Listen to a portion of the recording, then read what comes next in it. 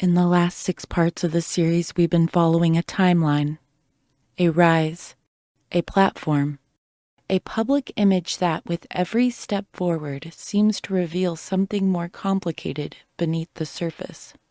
We've looked at the early emergence, the rapid growth, the alliances, the narratives, and the ways influence can be used once an audience has been built. But in this part of the story, we narrow our focus, because this is the exact moment when the pattern becomes clear. Not just contradiction, not just controversy, but the smear. The point where criticism begins to transform into something more personal, something ugly, and something more deliberate. A strategy that doesn't simply challenge ideas, but begins to target the people behind them. In this episode, we're going to look at the end of one chapter and the beginning of another, the closing of her time in one media space, the opening of another, and the way old tactics continue on into new platforms. We'll examine the contradictions, feuds, and the moments where public criticism appears to shift into character attacks, into smear campaigns. Because at this point in the timeline, the question is no longer just what Candace Owens says. It's what happens when those words are aimed at someone. This is part 7.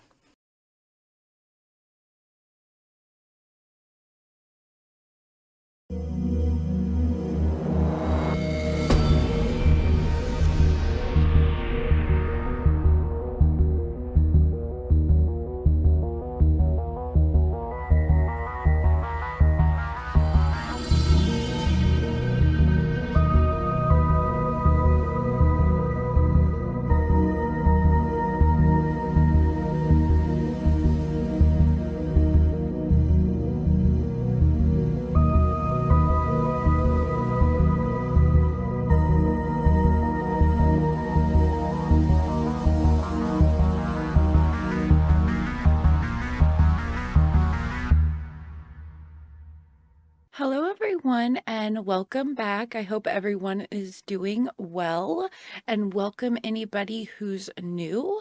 Okay, so we're going to continue on with our Candace Owens series we've got going on here. We kind of made it up to the PragerU years, and I just want to kind of close that out before we move on in this video. So let me read to you a little bit that I have about PragerU so we can close that chapter and move forward into the Daily Wire years, shall we? Okay. Before the high-profile dramas at the Daily Wire and the public spats with figures like Nicole Arbour or Steven Crowder, Candace Owens built a significant part of her national profile at PragerU. From 2019 to 2021, she hosted her show there. This period was marked by a strong content output, positive relationships with leadership, and a clean departure, very different from the messy exits and rivalries that came later. After her time at Turning Point USA, which ended in 2019 amid controversy over her comments defending Kanye West and remarks about Adolf Hitler. Now remember, I am for sure if that's what it was really about, but nonetheless, that is the storyline. Candace Owens then moved to PragerU, which also doesn't make a lot of sense, right, with that storyline. She began hosting the Candace Owens Show on PragerU's YouTube channel in May 2019. PragerU, founded by Dennis Prager and ran by co-host Marissa Straight, specialized in short, punchy conservative educational videos and longer interview-style content. Owens fit right in as a rising Black conservative voice pushing back against mainstream narratives on race, politics, and culture. She conducted high-profile interviews, including with Dennis Prager himself, on topics like anti-Semitism, college indoctrination, and feminism. Another notable guest was comedian Nicole Arbour in March 2020.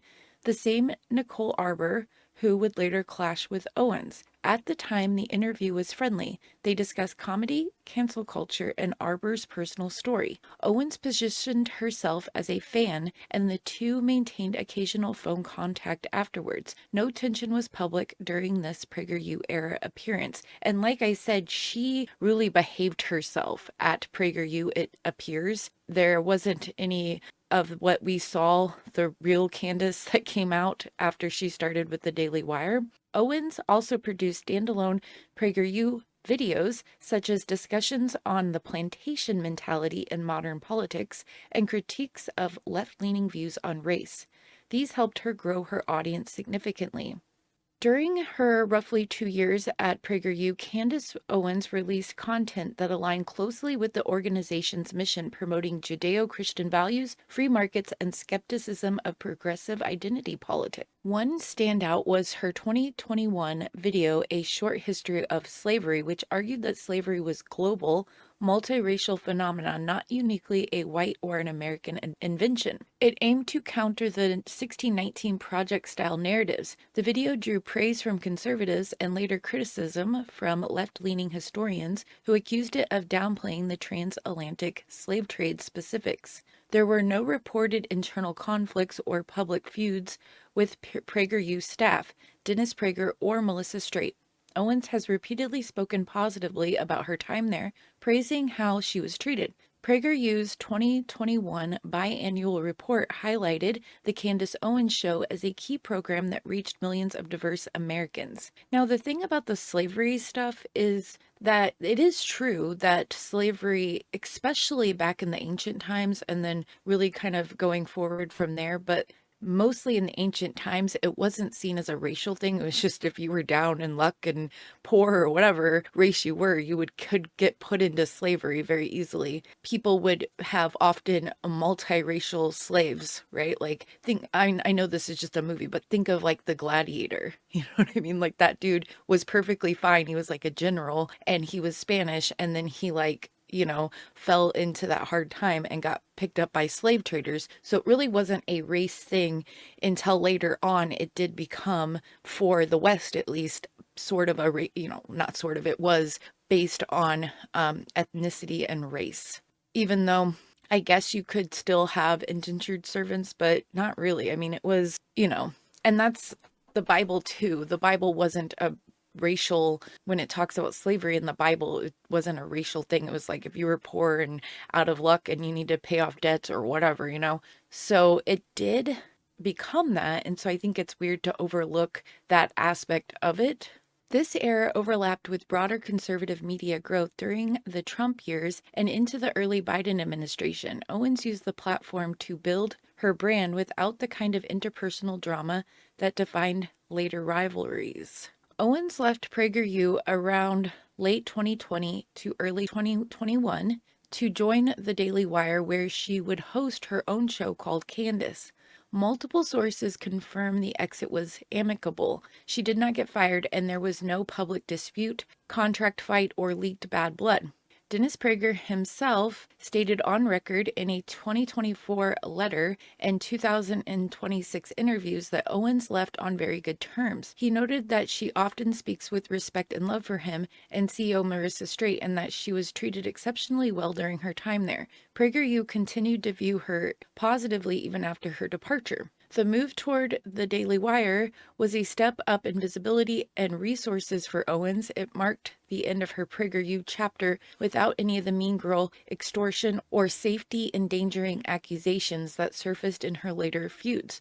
The Nicole Arbour tension, for context, escalated later, primarily during the proposed Daily Wire panel show air, not during the original PragerU guest appearance. For several years after Owens left, relationships remained cordial. She continued to reference her PragerU experience positively.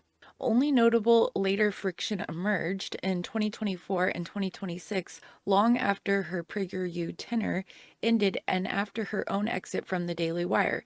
This stemmed from Candace's increasingly controversial comments on Jews, Zionism, Israel, and related topics. In September 2024, Dennis Prager sent Owens a detailed 15-page letter addressing what he saw as problematic claims she made, such as implications about Jewish influence or conspiracies. PragerU expressed disappointment, noting how hard it was to reconcile her past positive treatment at PragerU with her new positions. He received no reply. And I did read that letter, and I think I'll leave it linked in the description box so you guys can read it yourselves because it is really long. But it was really interesting because there was some stuff in there that I actually learned about that he referenced about Jewish people and some of the conspiracies against them. It was pretty interesting. But in the letter, you can feel how hurt he is. You know what I mean? Like, I could just feel he was really hurt by the way she was by her rhetoric, basically.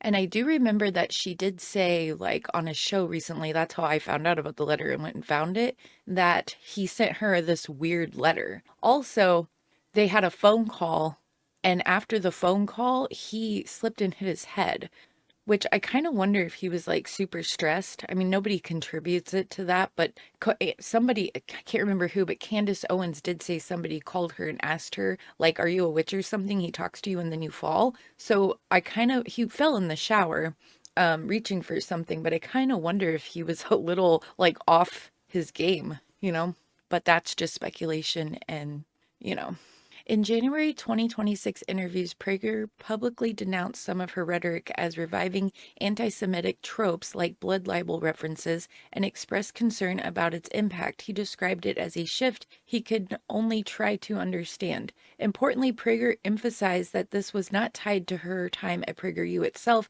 but it still affirmed the good terms of her departure and his personal respect for how she and Straight had treated him. Owens has not launched a direct counterattack on PragerU or PragerU in response. The exchange has been one-sided from Prager's side as public rebuke rather than a mutual feud, back and forth videos, or personal attacks.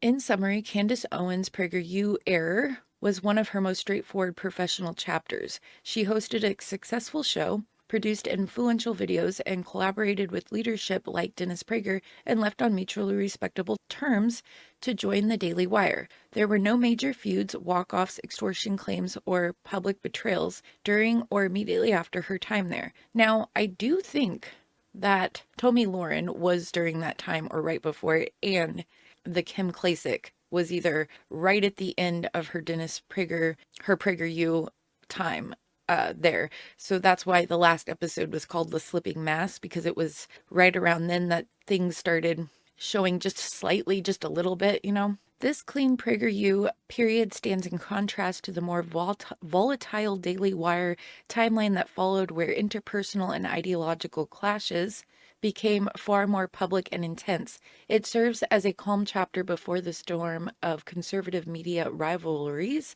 that defined Owens' later career. Okay, so the Daily Wire days, let's get into it, because that's when things really start to get kind of crazy. And in this episode, I want to highlight one specific thing from that time period, which is Nicole Arbour. But before we do, we talked about a few things in that reading, and one of them was the CEO, Melissa Straight, and Dennis Prager's mentioning of Candace Owens. So I'm going to pull those up. They're more recent, but I think it's kind of interesting. I want to highlight at least one thing in the Melissa Straight interview with Jeremy Boring. Okay, so this is the interview between Marissa Straight and Jeremy Boring before his show got released. So this is actually on PragerU. It'll be left in the description box, of course, but they're going to start talking about Candace Owens, and there's going to be a few things in here that I find very interesting. And since she was the CEO at PragerU and she was working close with Candace Owens, I just think it's interesting to get her point of view at this point in the timeline, even though this interview was recent. It's very hard to assess the motives of public figures because we all have our outer life and our inner life. Part of being a public figure is that everyone can see the part of you that everyone can see, but no one can see the part of you that no one can see. And so, I don't know. you and I know a lot of I these feel public like you're figures, the same person offline and online. but I'm barely a public figure. Okay. Right? Like I'm not I'm a man who engages in public life. Dennis Prager is the exact same person offline and online. Yes, but Dennis is somewhat anomalous. Yeah. A lot of people who are drawn to fame have narcissistic tendencies, and they create a version of themselves that they try to protect. And they're going to try to protect that false version of themselves at almost all costs. They don't want anyone, maybe even themselves, to see the inner part. I only say that to say I don't want to get into the motive of why someone does it, but I think that as a insider in conservative media, I can say what's happening. I know that what is happening is that Candace Owens wants to be, for example, the most famous person in the world. Well, she's always said that she wanted to be the most famous person in the That's world. right. That's what motivates her. Okay, so that's really interesting. Candace Owens has always said she wants to be the most famous person in the world. Interesting. Candace does not engage in questions of true and false in the way that her audience engages in questions of true and false. Candace believes what she says when she says it. She can contradict herself 1 minute later in a conversation, and she now believes that the thing that she says is useful to her exactly when she says it. But she's not constructing some sort of ideology that she feels that she's bound herself to. That's very hard for people to understand at home. They assume that if someone says something to them, they at least believe it when they say it, or that they at least believed it before they said it. That's not true of Candace. How do you know that? Because I know her. Because you know her. Because she says things like, I want to be the most famous person in the world. Because I've been in conversations where she's taken both sides of an issue. I've seen the effect that she has on people in real life, and I've seen the effect that she has on people online. I know that what she is engaged in, therefore, is fundamentally not a political project. Candace isn't overly concerned with the societal impact of what she says. She's primarily concerned by whether or not she gets engagement. In a way, she's like a human algorithm, which is why I say she's the queen of the grift industrial complex. She's like this online phenomenon of grifting is personified in her. She has an unbelievable instinct, an instinct that every marketer in the world wishes they had the instinct that Candace has, to always know where the water's flowing, to always be able to use her platform to self-aggrandize. And I think it's important to be able to distinguish between these various enterprises. It's important to know that Candace is not pursuing any sort of political, philosophical change in the country. She doesn't care. But she says openly, I will never vote again because of. So I agree with him on that point about Candace. Like, I don't think she has a political agenda at all. I think she's just in it to make money, and she's going to do whatever the people want to hear. Like she said a million times, I'm the people's voice. So if she thinks the people want to hear Erica Kirk being dragged for weeks and weeks and months, then that's what she's going to give them. And it's making her a lot of money. Charlie Kirk, or because of whatever it is, she's telling you, I'm not trying to build political change.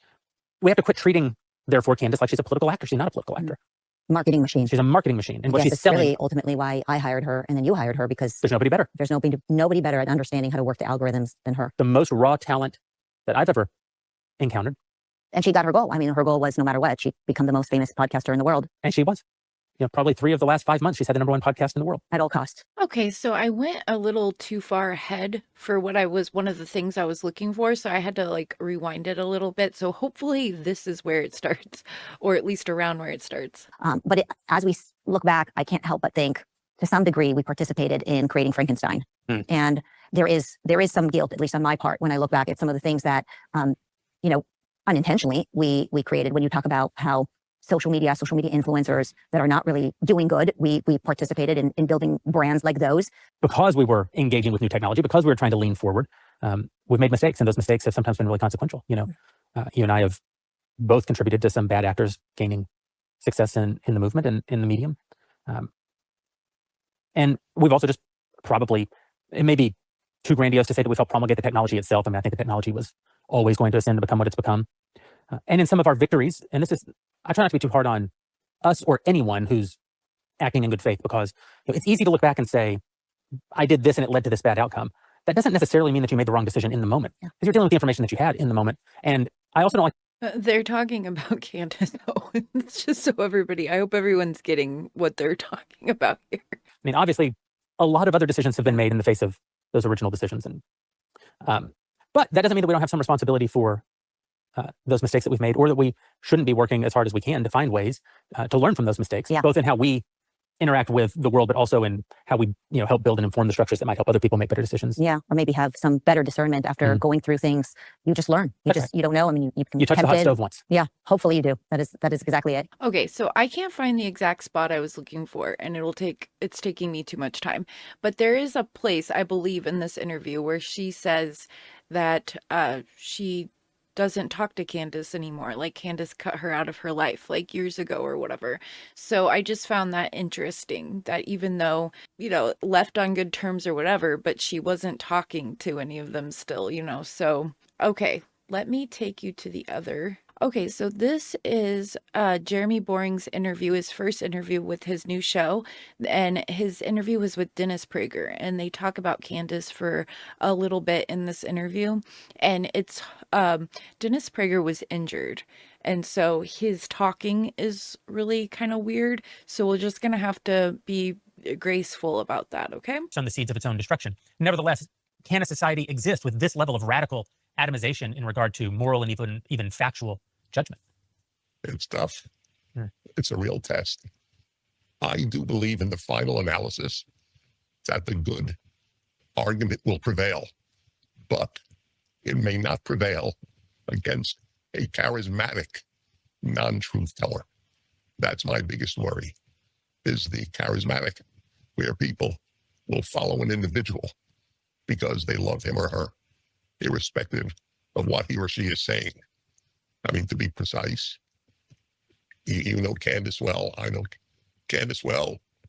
She was deeply involved in your life and before that. Okay, so what he's saying there is that he is worried that the audience, that a large portion of people will just start following people because they're charismatic and not really because they're telling the truth or have the truth on their side. And what he's talking about there is a parasocial relationship. And that is how Candace Owens is able to get her audience to attack others.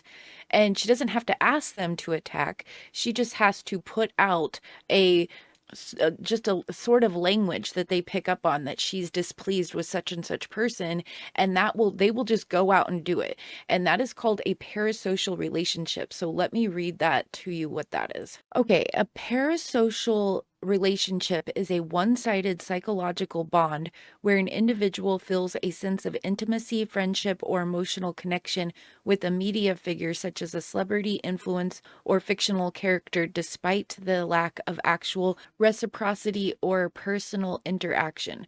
This phenomenon, coined by Don Horton and Richard Wohl in 1956, occurs when audiences and repeated media exposure as a familiar, reciprocal social relationship, often fueled by direct address and self-disclosure from the persona. So in the podcast world, they connect with their audience, and they even get audience participation with super chats and things like that, right? And then sometimes you can have membership lives and book clubs like Candace does. And then she's always saying like, we, us, so she includes the audience. And people who have podcasts or do YouTubes and all that stuff, they actually depend on this in a way, because it's that parasocial relationship that gets the people to give them money in form of memberships and super chats and donations. And whereas somebody like me, I can give somebody a super chat or I can be a member and I don't get affected by this, but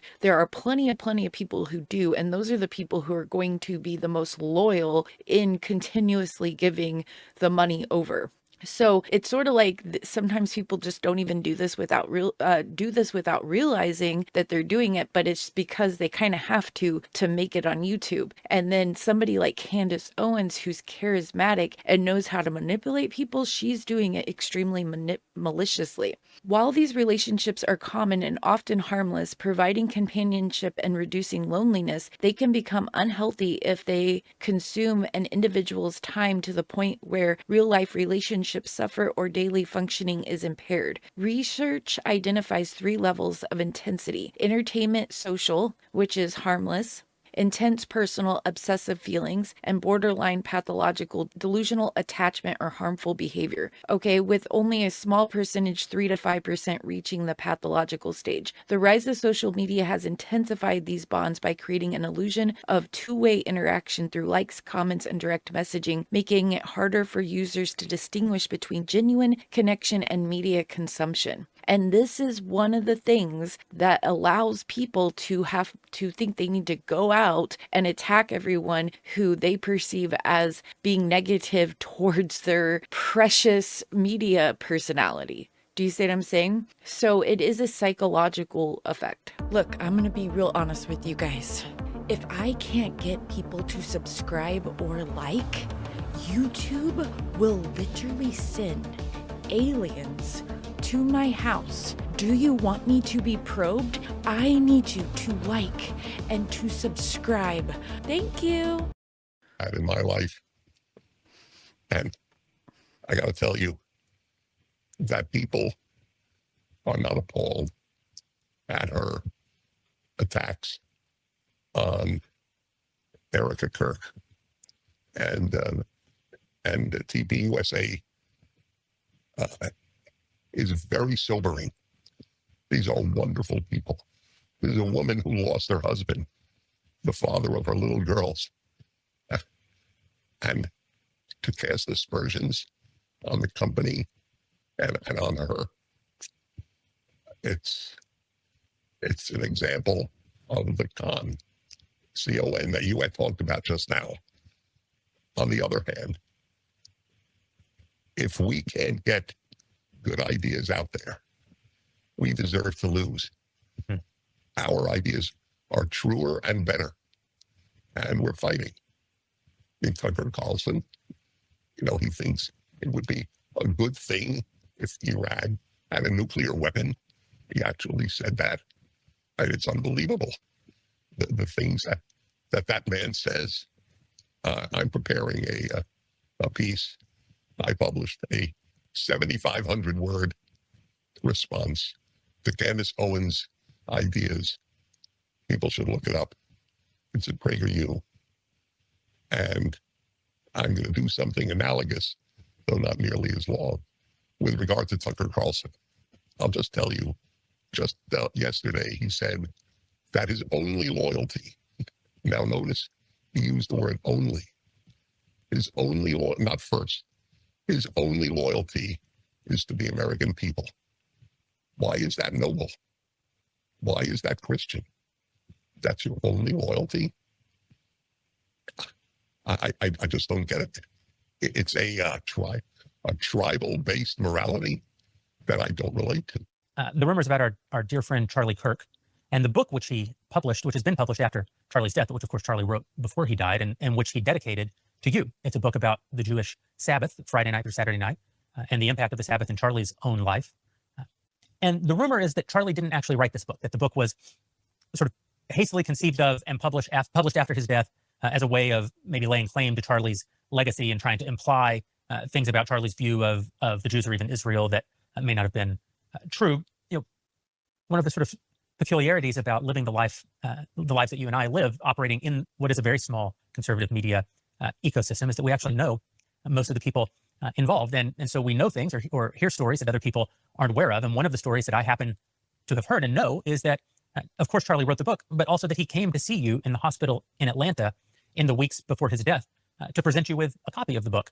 And particularly because of those rumors, I thought it might be really edifying for people to hear from you about that reunion with Charlie. That's exactly right. I was going to mention that.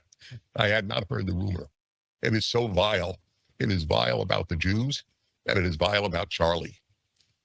I'm a little self-conscious, but I'll say it. Charlie called me, I would say, between every week and every other week. I would say for the last 5 to 10 years.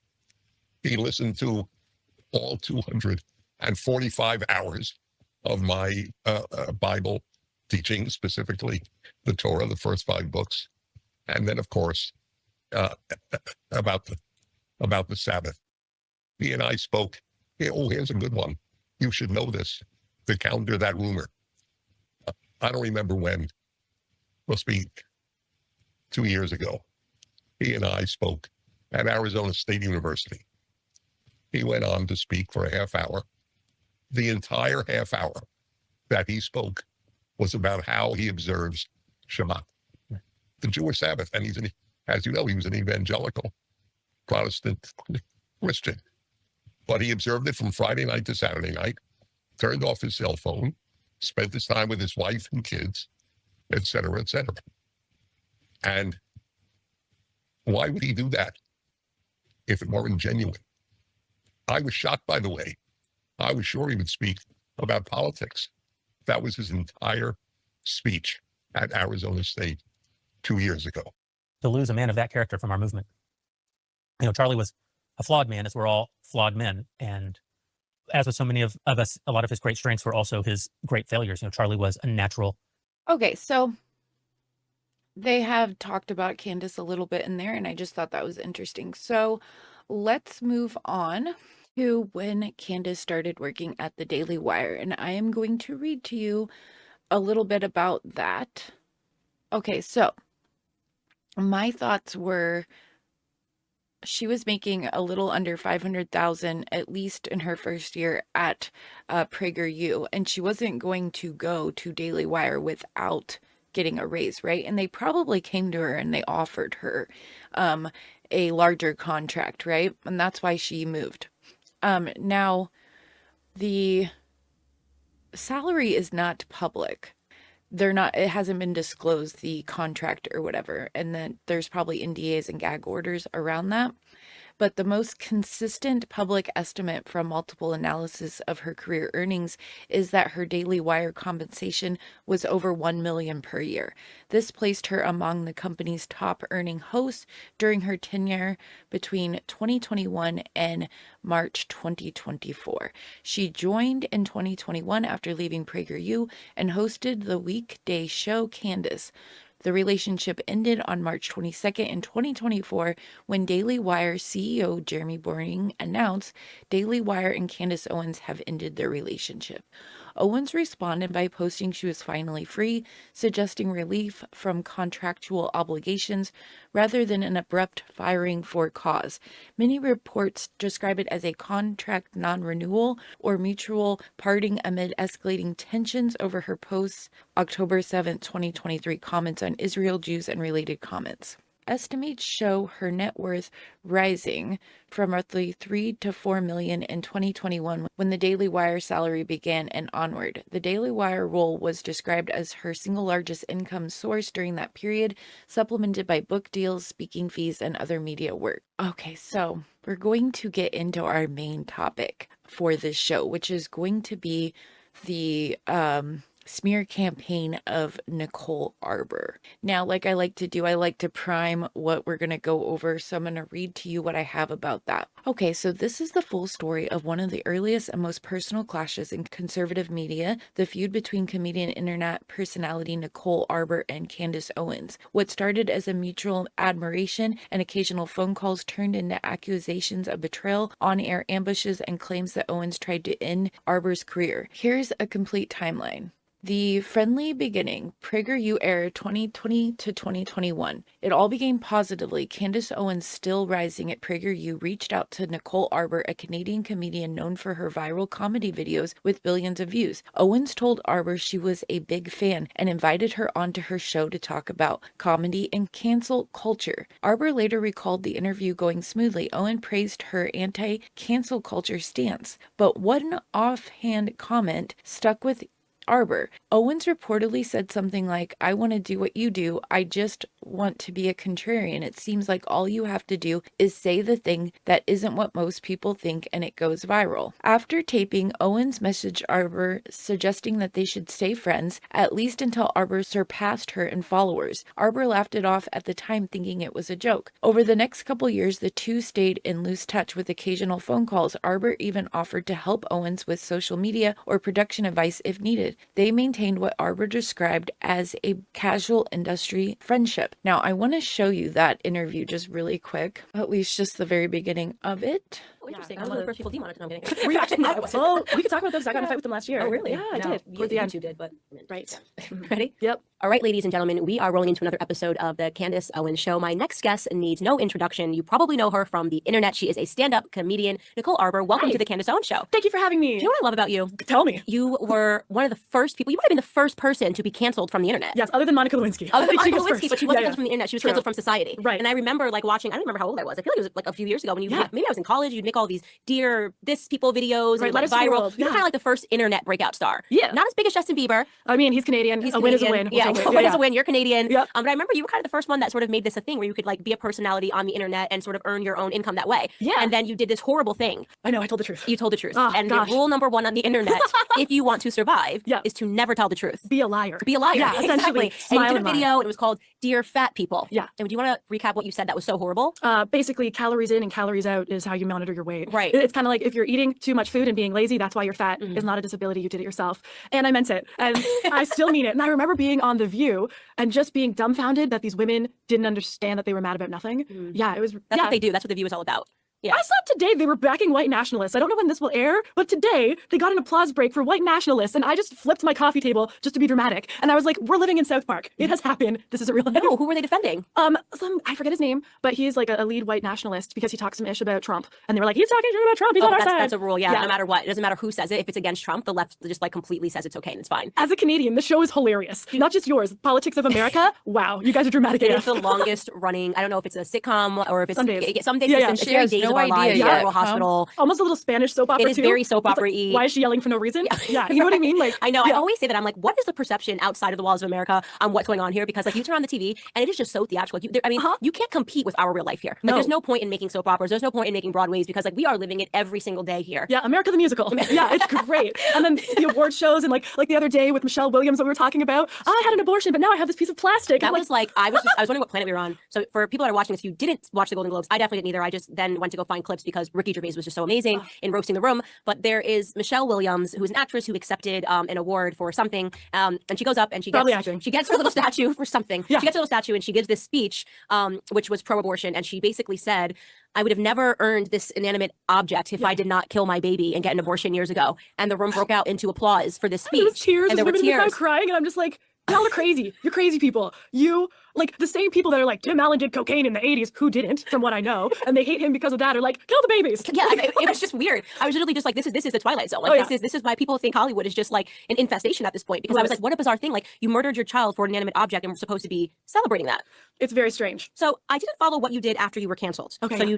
did you go on an apology tour? Did you give the standard copy and pasted apology that most people give? After some retrospect and speaking to my friends and family, I've realized That my publicist wants me to say XYZ because my brand deals may be affected by people who pretend to be woke but can't have a conversation. I didn't do that. You didn't do no, that? I didn't. I put out another video the next week. Dear Fat People too. That went viral as well. I'm at 70-something viral videos now, and I just don't give a f. Sorry if you gotta edit that. I've had one apology in my life. I did one apology and I regret it. And it was, I did a remake parody of This Is America. When that video came out, I guess a year and a half ago, Donald Glover. And I made my own parody of it a couple days after it came out with women's issues instead, showing, okay, well, that's your America. This is our reality, slightly. It was comedic. It just had some stuff in it. I made it over 24 hours just as like a little mind exercise. People went nuts. They said we were racist, even though half the cast was clearly black. I'm a racist person. I co-opted his idea as if they didn't know that it was obviously his, and I tried to steal it. And I was just like, this is real? well, if you haven't been called a racist, you haven't lived. Okay, well, I've lived. Yeah, I mean, I think everybody has now been called a racist. I Yeah. mean, we're at peak crazy now in society because now black people can be racist, and they just call that being a self-loathing black racist. I mean, there was an actual headline when this whole like Iran thing happened. Like the headline was saying that it was a picture of my face and saying that the white supremacists of America should be first on the line. And I just went, this is incredible. This is incredible. What a headline! whoever made that, like like- what an incredible headline. I mean, just a picture of a black girl calling them white supremacists. So I always say now, if you haven't been called a racist, you haven't lived. Well, I have lived. As a Canadian, I couldn't understand what the issue was. It was clearly, I'm a comedian. It's like all I do. It was clearly a parody. And then over 100 parodies of the exact same thing were created online. Billboard did a list of the top 10 This Is America parodies, did not include mine, even though I had the most views. It was the first one, and we're the only one that had women in it. But every other one was okay. And mine made me racist. And it was actually the Clintons' publicity team who came in with my old manager and said, Nicole has to apologize. She has to apologize. And I fought them for a week on it. I'm like, no, this is stupid. I'm not going to play stupid with them. This is a video. No one's feelings are actually hurt.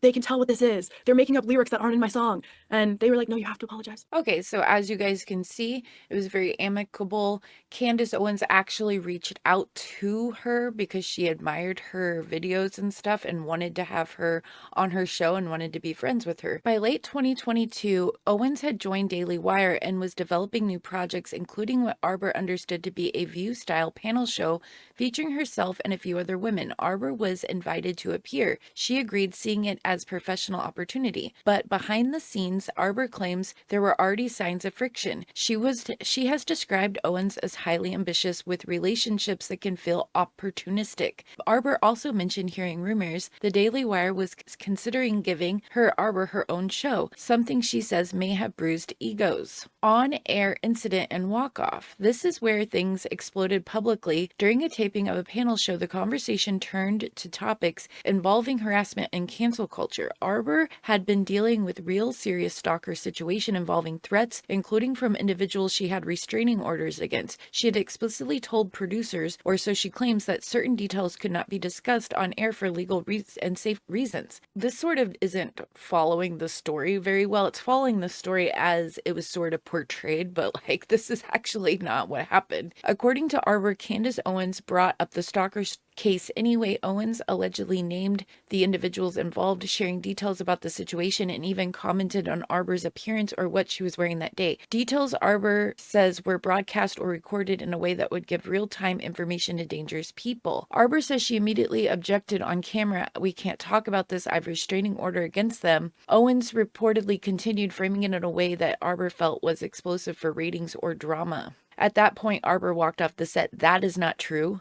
Candace kicked her off the set, and then they forced her to say that she walked off. She later claimed her lawyer contacted Daily Wire demanding certain scenes be edited out. Okay, so, and then she goes public, eventually, not right away. The timing overlapped with the bigger Steven Crowder versus Daily Wire drama in January of 2023. Crowder had publicly rejected a massive contract offer and accused the company of heavy-handed tactics. Owens defended Daily Wire and made comments about Crowder having a lot going on. Okay, so we're going to go over that thing with what she did to Steven Crowder as well, but we're not going to do it on this show because it would be way too long. This is when Nicole actually released the information and stuff, was when that was going on. Okay, so let's get into it. All right, so this is the first video I have selected. I have it on 1.5, so this video isn't 500 hours long, but it is going to be a long one. This is really interesting, goes over the whole story, and Carolyn explains it really well. So I was getting ready to do some writing, and then like 4 or 5 people DM'd me pretty much at exactly the same time saying, "Carlin, you have to see this." And what they DM'd me was this video that Nicole Arbour posted yesterday on her YouTube channel, but also that she's been tweeting about this morning. And listen, I remember I don't know Nicole Arbour. I've never spoken to Nicole Arbour. I don't honestly really even know that much about her, except I do remember when there was this big controversy over her storming off the set of Candace Owens' show, and Candace Owens did all these Instagram lives complaining about Nicole Arbour, and Nicole Arbour's a horrible person, and Nicole Arbour's a psycho, and how dare she stamp off my show. I remember that happening. But to be quite frank, because I don't know who Nicole Arbour is, I was just kind of like, whatever, Candace is complaining about something again. I don't really care. Well, today, Nicole Arbour released a video with receipts, and I did watch the whole thing, and we're going to watch it again, because I can't believe, this is legitimately unbelievable. Someone sent Nicole Arbour the raw footage of her allegedly storming off Candace Owens' show. And apparently the Daily Wire edited the footage and staged this supposed storming off, because what really happened is Candace Owens used private information that she knew about Nicole Arbour when Nicole Arbour being stalked and harassed. Candace brought that up on the show, named the people that were stalking and harassing Nicole, basically admitted, Candace Owens basically admitted, and you're going to see the footage, that she had been recording her phone calls with Nicole Arbour. Now, this is important because on Friday, just but a few days ago, we watched Candace Owens on Timcast on this channel, and Candace Owens seemed to be losing her mind and clutching her pearls over the fact that Steven Crowder recorded a phone call. Well, it turns out that Candace Owens, on the footage that Nicole Arbour had, basically admitted that she had been recording her phone calls with Nicole Arbour and threatened to play the phone calls on the show. Hey guys, so it's that time where I need to ask you to subscribe to the channel, and if you're already subscribed, just hit the like, please. If you don't do this, I will be abducted by aliens. Thanks. And she did all of this. Why? Why might Candace Owens do this to someone who allegedly used to be her friend? Because Nicole Arbour called Candace Owens out on participating in cancel culture.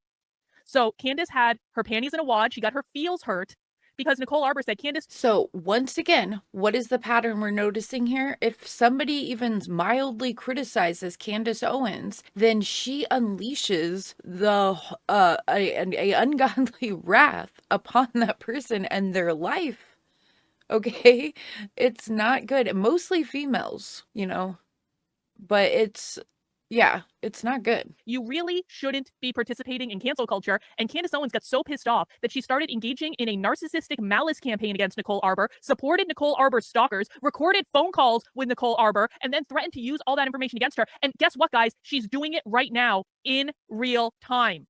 In real time. If we go to Candace Owens' Twitter, literally right now, let's just refresh in case she's posted any more since I loaded this. If we go to her Twitter right now, she is replying to Nicole Arbour and continuing to engage in a smear campaign against Nicole Arbour. Look at this. She's so insane. I'm just laughing at this. Utterly unhinged. That's not even the only things that she's posted. Like she named, Candace Owens named Nicole Arbour's stalkers. Where's that tweet? Did she delete it? Because I definitely saw it.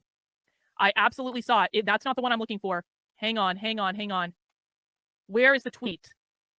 Did she delete it? Did Candace Owens delete the tweet? Hang on. I took a screenshot of it, so if she deleted it, it doesn't really honestly matter. No, Nicole Arbour retweeted it. Hang on. Here it is. Candace Owens literally naming the people that Nicole Arbour has receipts that are stalking and harassing her. How many people does it take before the public realizes that this woman is mentally ill? How many lawyers had to drop her, et cetera, et cetera, et cetera? Now, I know what's going on here because this has happened to me. I've had the same exact type of thing happen. Exactly what Okay, so also, if you guys have been following this series, at the very beginning of the series, I told you that I've seen this happen. It happened to me, but it happened also like to me and a group of my friends, and one of them was a YouTuber, and she got it way worse than I did. I didn't have a YouTube channel at the time, right? But like, we were all super worried about her. Like, it was so bad that we thought she might, and she even mentioned feeling that way, and we're all like spread across the country, right? We're not around her. So it was just like an extremely stressful time. What they were doing to us, it's happened to Carolyn, I guess. I don't know that much about that situation. I will have to look into it more because she mentions a person that I don't really watch her channel, but I know of her. And so like, I don't want to disparage that person because I don't know anything about it. So I don't endorse anything about the person she mentions. But yeah, like this happens all over YouTube. You have to be extremely careful. Very, very careful. It will go from YouTube to Twitter. Okay. And so, yeah. Candace Owens is doing to Nicole Arbour right now in real time on Twitter. I've had people doing this to me for 2 years. So I know what this looks like. I know what these people do. Yes, that's exactly. Mine lasted almost 2 years before it finally like calmed down and stopped. Although they kind of still do mention it slightly in their like coded language to like, but You're right. This is what Smith and her mob do to me all the time. It is textbook. So I know what this looks like. Brian, you don't know that. You know stories that have been shared with you. And if you're going to come in and my channel, I am finally going to block you. I'm not around. You do not get to take the side of people who are stalking and smearing people on my channel. That's going to be a new rule of my chat for today because I've been put through this and I know what it's like.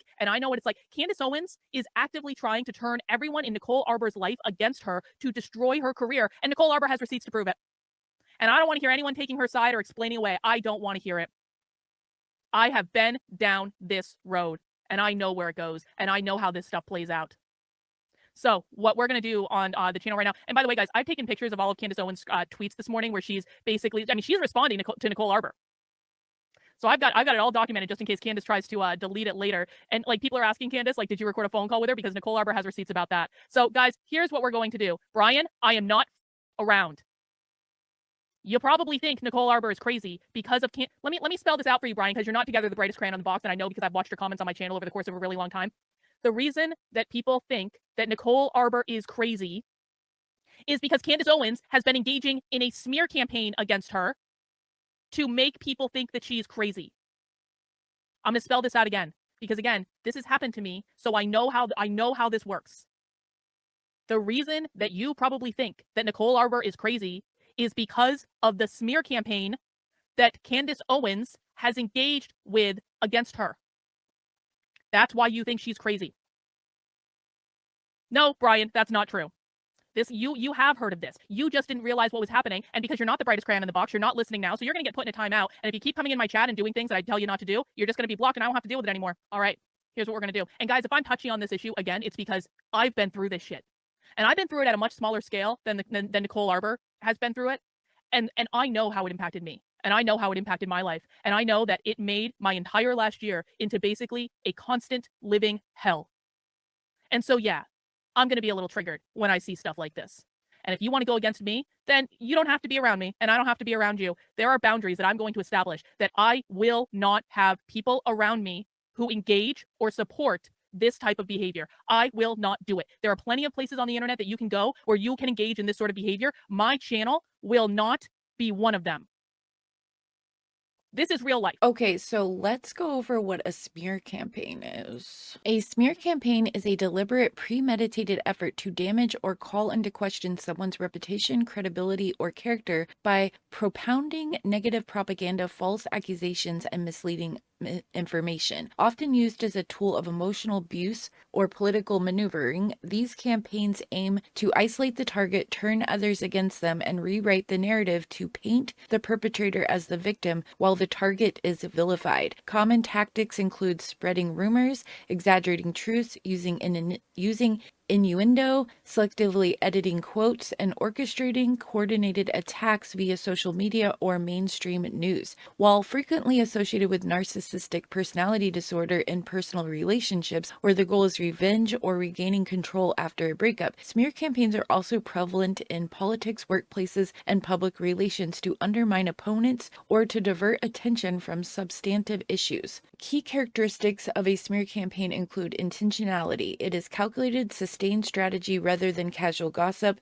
Falsehoods, it relies on lies, half-truths, or distorted facts rather than constructive criticism. Isolation, designed to cut the victim off from their support network. Asymmetry, often launched by entities with more resources against individuals or smaller groups. Okay, so the flying monkeys of the person perpetuating the smear campaign are the friends, family, coworkers, or professionals recruited by the narcissist to carry out this campaign by spreading misinformation, gaslighting, and isolating the target. These individuals act as extensions of the narcissist, often unknowingly manipulated through some tactics used on the primary victims, such as love bombing or gaslighting. Their roles include spreading the rumors and gossip to discredit the target, defending the narcissist, and pressuring the victim to reconcile, delivering messages or acting as spies to monitor the target, enabling abuse by proxy, allowing the narcissist to remain clean while others do the dirty work. While some flying monkeys are aware of their actions, many are naive enablers who believe the narcissist's distorted narrative. The ultimate goal is to socially isolate the victim, making them doubt their reality and lose support from their inner circle. I know a lot of people watch this stuff and they do it just for entertainment,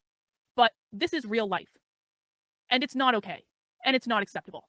So what we're going to do is we are going to watch Nicole Arbour's video, and we're going to watch the receipts together, and I'm going to talk about what I think about it. And again, I don't know Nicole Arbour. I've never spoken to Nicole Arbour. I don't even really know that much about her other than me seeing people say she's crazy on the internet when I've never actually seen her do anything crazy. I've never seen that. Maybe she has, I don't know, but I've seen an awful lot of people say that Nicole Arbour's crazy, and they always seem to be pointing to something that's happened around Candace Owens. And I've heard that Candace Owens, I saw some of the Instagram lives. I saw the clips of the Instagram lives that she did to smear Nicole Arbour and to talk about how she was crazy. Mysteriously, all of the things that I've heard about Nicole Arbour seem to come back to Candace Owens. I wonder why that might be.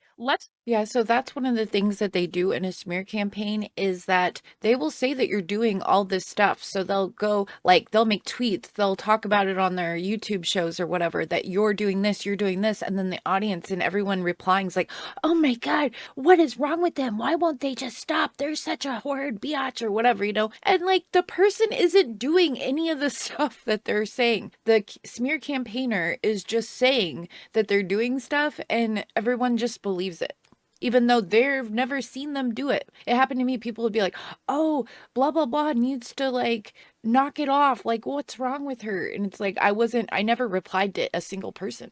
I never said anything. So like the whole, so you know what I mean? Like the whole thing was just crazy because people are accusing you of doing all this stuff and you're literally doing nothing, but you have no way to prove it because you've never done it. And then if you try to engage, it'll just make it a million times worse. So Yeah. set up and watch the video and we can find out. Alexandra says, I have never liked Candace Owens. Listen, man, I think that the receipts that Nicole Arbour brought in this video are so insane that I don't know. And by the way, Nicole Arbour is going to tell you in this video that the Daily Wire is supporting Candace Owens in this bullshit. The Daily Wire is lying on behalf of Candace Owens. The Daily Wire is deceptively editing things to make it seem like things happened that didn't happen and to hide things that happened that they don't think paint Candace Owens in the best light. You've also got, she's going to talk about people in the conservative movement saying, you can't talk about how much of a bitch that Candace Owens is because we need her, we need her, we need her. Let's watch the video and find out. Nicole Arbour stormed off the Candace Owens show. Did I? I'm Nicole Arbour. Welcome to the Arbour Effect. And this is the truth about Candace Owens. If you don't know, hang on. Honestly, I don't know why Candace is getting involved in Nicole's personal life. Candace Owens is getting involved in Nicole Arbour's personal life because Candace Owens is a narcissist and she got pissed off when Nicole Arbour publicly called her out for engaging in cancel culture. And when narcissists have things happen to them that they don't like, where they feel criticized, especially if they're criticized in public, they engage in revenge strategies called malice campaigns or smear campaigns in order to exert revenge on the people who have criticized them. And they know no boundaries when they do this. Candace Owens does not know any boundary. This is why Candace Owens taped her phone calls with Nicole Arbour. This is why Candace Owens lied about Nicole Arbour on her show. This is why Candace Owens did several live streams, again, lying about Nicole Arbour, because Nicole Arbour called Candace Owens out. Candace Owens didn't like it, and so she had to engage and with giving Nicole Arbour a little bit of punishment to put her back in her place. That's why she's getting involved in her personal life. I started posting about it about a week and a half ago on my Instagram and TikTok, that for the last 9 years, I've been a victim of stalking, harassment, and worse, by a group of men. They've stalked me, they've harassed me, they've engaged in financial abuse. Apparently so, Felipe. So many times I lost count. I've had to change my phone numbers. I've had to cancel shows. I've had to do so many things. And I think the hardest thing I've had to do was stay quiet, especially if you guys know my personality, for my own safety. What Candace Owens did to me during this, when I was at my most afraid, when I was terrified, when I was scared, when I was dealing with victim services, when I was hiding, when I had to have personal security with me, when I couldn't sleep through the night, because people were coming to stomp my teeth out because they thought I made up that I was raped. Now, it sounds far-fetched, but it's not their first time doing this. One of their buddies actually murdered the girl they were doing this to. I don't remember what happened, maybe last year. Her name is Maddie. She had similar things happening to her, and then he eventually killed her and then killed himself. So while I was dealing with victim services, they specifically told me not to talk about this stuff publicly because these guys are very scary. They're very scary guys who were actively, like, together executing this. Listen, I want to explain something for people who are saying they don't like Nicole Arbour, or they think Nicole Arbour's crazy or all this stuff. It is not uncommon for people who make content to put on a character online. It's theater. It's a character. It's not real. And this is why people like me tell you all the time, Twitter is not real life. YouTube is not real life. Most of the people on these platforms are fake as hell, and a lot of them are putting on characters in order to be able to be the entertainers that they want to be. And then they are different people in real life. And by the way, I include me in this. I put on a character online that is not too dissimilar to who I am in real life, but is certainly an amped up version of who I am in real life, because that's part of what this medium is. You have to put on a little bit of a character, because if you didn't, there would be nothing for people to watch. It wouldn't be entertaining for people. And so if people do things that you think are crazy on the internet, that's not necessarily the same thing they would do in real life. And people really do need to understand this. Horror movie like plan against me. And I was told to continue on with my life. Don't say anything. Don't engage. We got to get you somewhere safe. And I went on the Candace Owens show after she was trying to cancel Chrissy Teigen. And I said, I don't believe in cancel culture. I made a video saying cancel do today, but this is important. And I think that this is important because I think it's important for people to be able to identify when a smear campaign is happening. Because this stuff happens all the time online. Like I said, guys, I've had this happen to me. I have had conservatives engage in smear campaigns against me on. I also think that it's really important that people know this. I think people really need to start paying attention to this, because this is, like she said, happens all the time. People will just start falsely accusing people, smearing them or whatever, and people in the comments are just like, oh my gosh, I can't believe that they would do that. I thought that they were nice. And they have no evidence other than just going off what the person is saying that they're commenting to. And it's crazy to me. So you need to, like, know that this stuff goes on. And now it's being gone on by this is so dangerous. This affects people's lives so negatively. The person that is the victim of this, and Candace Owens just is carte blanche, allowed to do this on a giant stage of millions of people, and then get millions of people to think negatively, and then even go out and you know, yell at that person online or send threats and stuff because of the stuff she's saying, where she's completely misaligning another person. It's really, really bad. But this happens on small YouTube channels all over YouTube.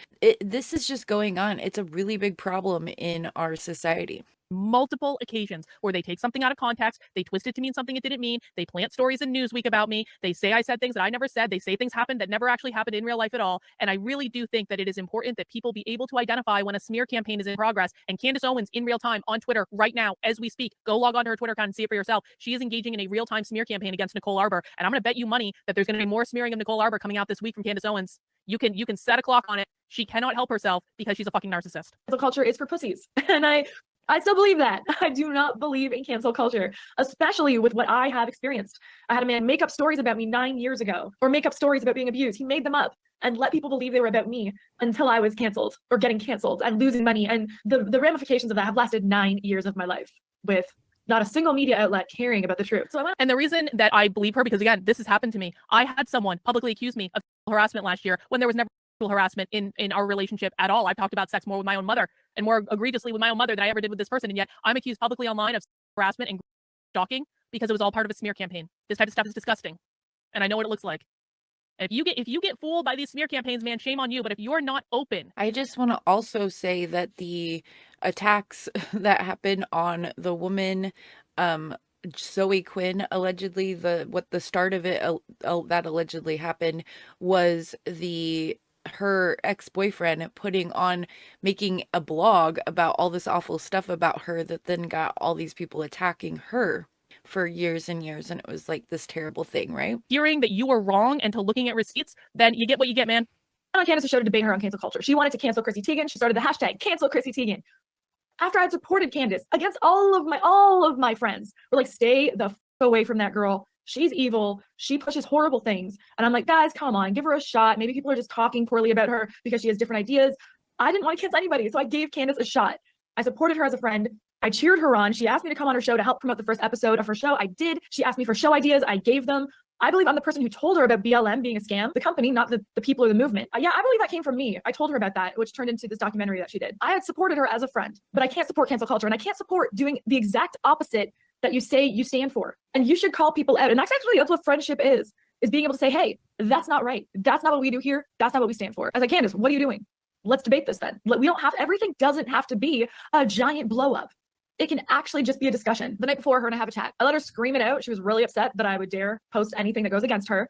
She took it really personally. And so I want to make sure the timeline is clear here. Candace Owens thinks Nicole Arbour is so crazy and so unhinged that she invites Nicole Arbour onto her very first show for the Daily Wire.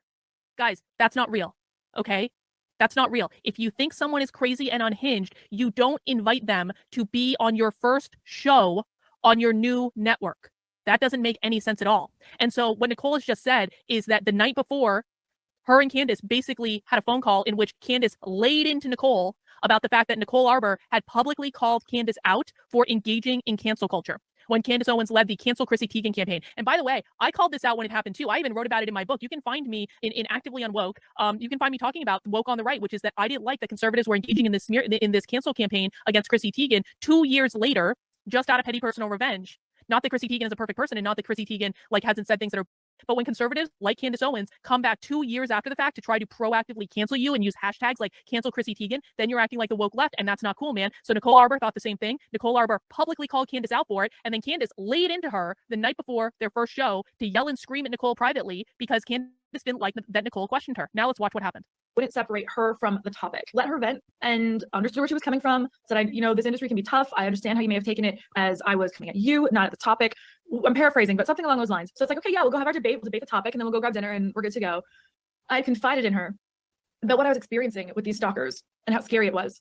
And I told her who they were. And I told her that I was genuinely afraid. The messages I was getting were so disturbing and frequent. They knew where I was. They could find me. I'd get messages saying that they knew what I was wearing and they were right when they would message me.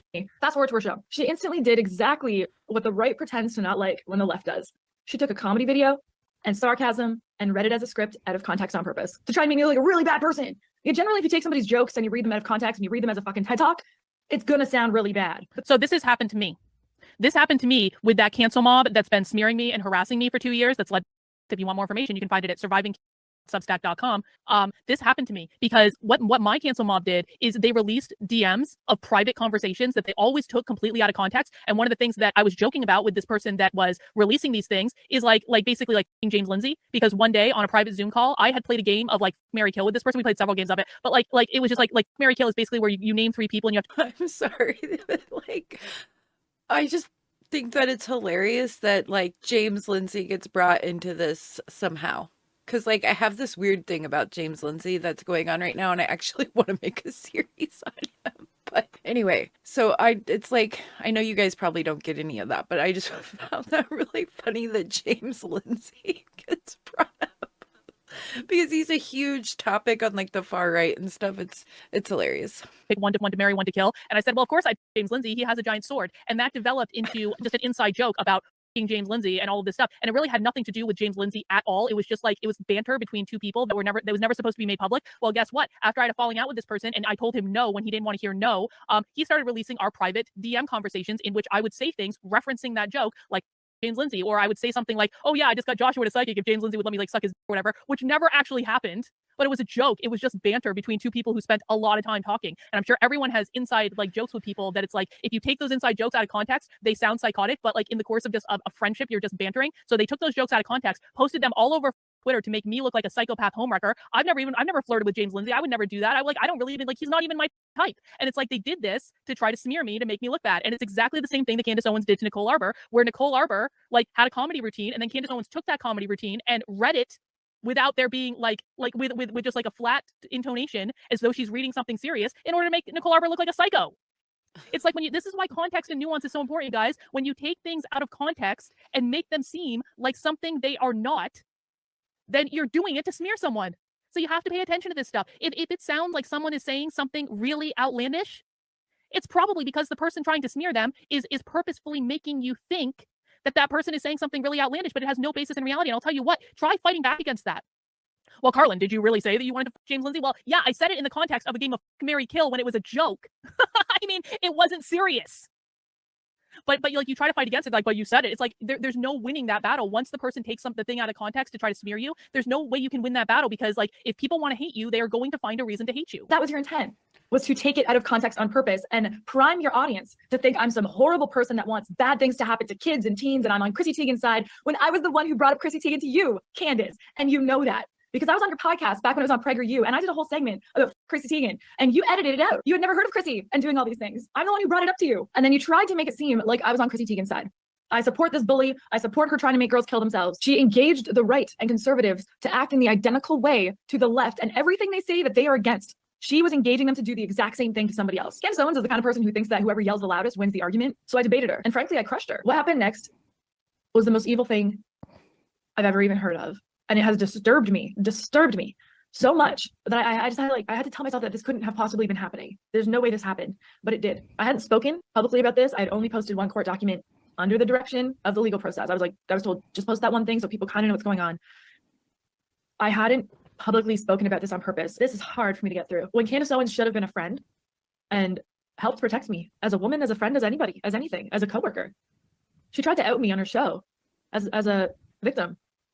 She said the names of these men on her show, and she started backing them up. So the day after Candace Owens loses her shit against Nicole Arbour on a private phone call, she brings Nicole Arbour onto her very first show on the Daily Wire, where they're supposed to have a debate about cancel culture. And then Candace Owens ambushes Nicole Arbour by bringing up the names of the people stalking her on the show to get Nicole Arbour to react to it in order to smear her and to throw her off. After Nicole had told her about this in private. It is wild to me that the Daily Wire just let Candace run wild and do all this crazy stuff. Because this isn't the only, she was pretty crazy. All the stuff with Andrew Tate and smearing that victim in Florida was at the Daily Wire. They just let her, smear campaign everybody and anybody she wanted, which is just bizarre, in my opinion. Private, believing the information would remain in confidence. And Nicole's going to show you the raw footage of this happening, which the Daily Wire edited out because they didn't want it to besmirch Candace Owens' good name. And victim shaming me. And no, she wasn't just victim shaming me. She was mocking me on her show and said all of their names. And she knew specifically that I was told by victim services not to say these guys' names out loud. This is all they wanted. They wanted more fuel. They want more people to come at me. They want more people to come after me. She knew I was terrified. I out-debated her, so she was going to wreck my life. And she did everything she could from that moment to wreck my life. I was there for the purpose of her smearing me, to help these men. The footage of me on that show was given in real time to the 4 men that at that moment I had a restraining order against. So check this out. This is one of the most parts of this whole thing. As this was happening in real time, Candace Owens' manager filmed the whole thing and sent it to the people stalking Nicole Arbour as Candace is. I wonder who Candace Owens' manager was at that time. Wonder who that person is. Throwing her under the bus on her show in real time. Jen says, I do appreciate the level of female toxicity. I wonder if it was that Mitch guy. Like, what was it, the manager of her show or like her manager? Because if it was her manager, it could have been that Mitch guy. I wonder if we can find that out. Being aired, Dr. K, we knew it existed. Now we know. Yeah, if you guys don't understand who Candace Owens is after this, and quite frankly, who the Daily Wire is for supporting this bullshit, then I just don't know what to tell you, man. Allegedly, it was Gina, Candace Owens' manager, standing backstage, filming me and giving that footage to those men so they could post it online before the show even aired and smear me. They had a premeditated plan with Candace Owens' manager and Candace, allegedly, that no matter what was going to happen on that show, that she was going to punish me for daring to debate her, for daring to have an opinion and to actually stand up for the values that conservatives pretend they have. I have to say that again so that we can understand that. 4 men that I was so scared of, I had to file restraining orders because their actions were resulting in threats, credible threats to my life. You know what? To be fair, I have been, hang on, this is the one I want. To be fair, I have been accused of stalking harassment against people that I never stalked or harassed. I know how this goes. I know when men on the right want to smear women, they accuse them of shit like this because there's nothing that you can do to disprove it. You can't prove that something didn't happen. I have been through this before. So I don't really give a flying fuck what those men have to say about it because Nicole Arbour brought receipts that we're going to be getting to. Hunter Ava says, I bet that Candace will make this about race. I don't think that she's going to make it about race at all. I think that she's just going to attack Nicole Arbour's character. She's already doing it right now on Twitter. Super fans, like picture horror movie super fans that won't leave me alone. Candace Owens as a game, let's cancel Nicole Arbour. Let's get her. Let's get these dangerous, scary men who have a history of domestic violence. I'm going to help them. It's so disturbing. You don't out a stalking victim or a domestic violence victim or any sort of victim on your show as a gotcha moment. Mentally and emotionally healthy people wouldn't do that. The only segment I was supposed to be there for was that topic. I was supposed to have a one-on-one debate with her. And then she switched it to me being on the panel because she's a coward. I thanked everybody at the show. I thanked the audience. I thanked everybody on the set. And I left when my segment was done. I had staff from Daily Wire chasing me out of the building as I was leaving, crying, women crying, apologizing to me profusely, saying they had nothing to do with that. I've heard a bunch of them have quit working with Candace since. The makeup artist from set that day message to apologize. Look at this. That's a text message. Let me get down those captains. This is a text message from someone at the Daily Wire. Hi, Nicole. This is, Nika, your makeup girl. I just wanted to check on you after yesterday's madness. I am sorry that happened and I do not support it in any way. Sending you a hug. And let me know she had nothing to do with that. I reached out to Jeremy from Daily Wire and was basically like, why for a debate on this topic would you put me in harm's way? Why would you do that? He agreed that didn't need to be in the episode. And basically as a trade, I had to act like I stormed off the set so that they could get ratings. So I want to recap that. So after Candace ambushed Nicole Arbour and did all this, and we're going to see the receipts, guys. She's got the raw footage.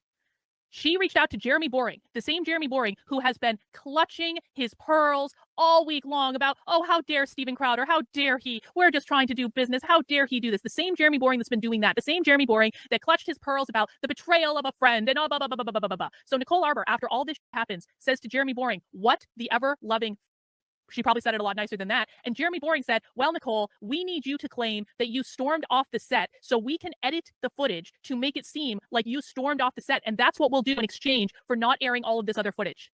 How is that?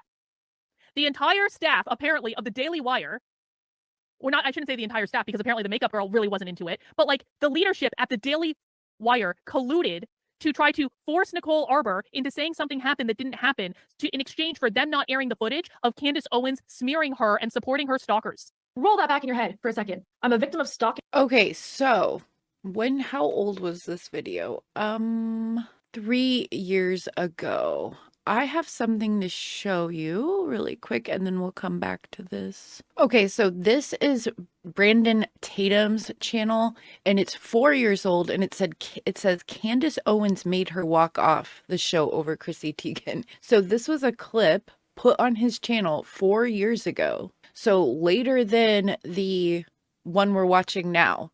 Okay, because the narrative that Daily Wire made Nicole Arbour go with was that she stormed off. But then on Brandon Tatum's show, there's like this weird little clip that we're about to watch. And the name of the clip is She Made Nicole Arbour Walk Off. So I don't know, like, am I misreading the title here? Let's see.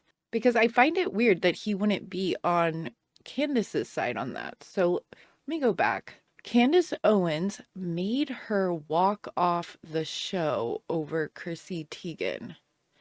So is he saying like she stormed off because she got upset with Candace Owens? Or is he saying Candace Owens made her walk off? Because that's actually what happened, but the clip doesn't show it. So he was there.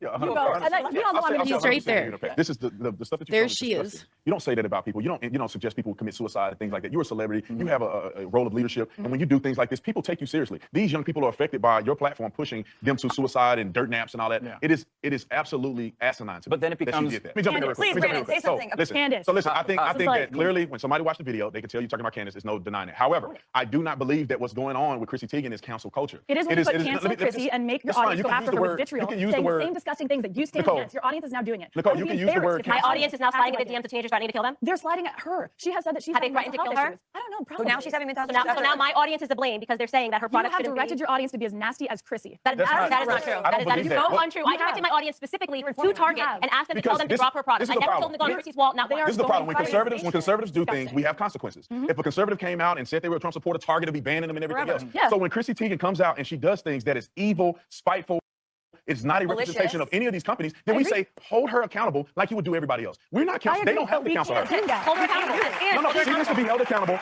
like we are. We're not. We don't. These you companies are don't supposed to be. agree. Let me give you an example of how you hold people accountable. Officer Corbin Seward, which was a DC Metro police officer, his chief decided to pull him off the streets. They were going to fire him because he made a comment about a young lady, Makai Bryant. Yeah. There was a protester that was saying, "You're gonna kill us like Makai Bryant," and he said, "Are you gonna stab somebody like Makai Bryant?" They tried to fire him. I made a video. We called the police chief. We emailed them. They gave him his doggone job back because they were wrong. And so when people do things, they need to be held accountable. Okay. So this chief was I wrong. think it's just a language. He's held accountable. Language. This is my question. Yeah, it's We got a crazy. real answer. This guy is a beast. That's why he stands up. He's strong. Okay, see, now she's he's a gone. force to be reckoned with, and they cannot have him up representing the Republican Party the way he does. I don't know if these things are true. However, it is incredibly suspicious when they start with a sex trafficking program and then they're going down and trying to find. They did this to Donald Trump. Yeah. They See, go now down the she's list just and they gone. arrest people. They indict everybody around. Okay. They're trying to find something, and at the end of this, they're probably going to have nothing, and they're not going to apologize to him.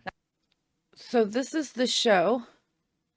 All right, now let's go back to the other video. To try to force Nicole Arbour into saying something happened that didn't happen in exchange for them not airing the footage of Candace Owens smearing her and supporting her stalkers. Roll that back in your head for a second. I'm a victim of stalking and worse. I don't have to get into all of it. Candace Owens tried to out me, and what I've been through on her show put me in danger. And to preserve my safety, I had to pretend and let them get this soundbite and let them roll with this big story so that Candace can get ratings off of it. And in exchange, they wouldn't put me in direct harm's way by posting that segment. I had to make that trade. I was a girl alone in a brand new city. In America, I'm from Canada. I didn't have my family and friends with me. I had to make that trade. I made some vague comment along the lines of, if I try and make anything of this, then they're going to come for me. The full force of Daily Wire smearing a stalking victim because she didn't want to be outed for her own safety.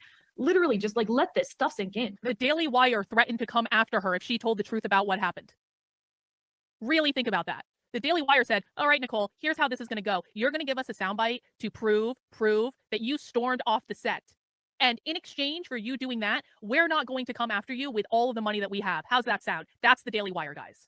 There were comments made that they're going to delete different parts of it too because it didn't make Candace look good. They don't think a female audience would like what she did to me. She said out loud that she was going to cancel me. And that kind of goes against everything that Daily Wire says they stand for. And it's hard to believe that those people, I'm going to say those people over at Daily Wire. Daily Wire, if you would like to exclude yourself from this, feel free to let me know. Mentally unwell people get obsessed with people. And it's scary. True. Dolly Parton It is currently holds scary. the record for the most restraining orders. I'm not going to pretend it only happens to people with followings or celebrities. There are so many stories of And Candace Owens knows this because we played the video where she talks about her stalker. Remember? women or men being stalked, harassed, and then something bad, really bad happens to them. And I was right in that cusp, in that timeline of something might happen to me. I was forced to negotiate my integrity, reality, and the truth with Daily Wire in exchange for my safety. If that doesn't sit well with you, good. I don't expect you to blindly believe me. And the good thing about consistently being a good person, regardless of smear campaigns and people who joined them over the last 9 years, is that there are good people who've been looking out for me. And one of those really good people gave me the footage. I don't like that you have used your audience to engage in cancel culture. Can we call people out? Yes. Can we say that the behavior was disgusting? Yes. But I did not come to mega hats, use friends and family and brand deals and business and everything to stand for free speech and against cancel culture to have the same people do it. It does not work. You're not realistic. I'm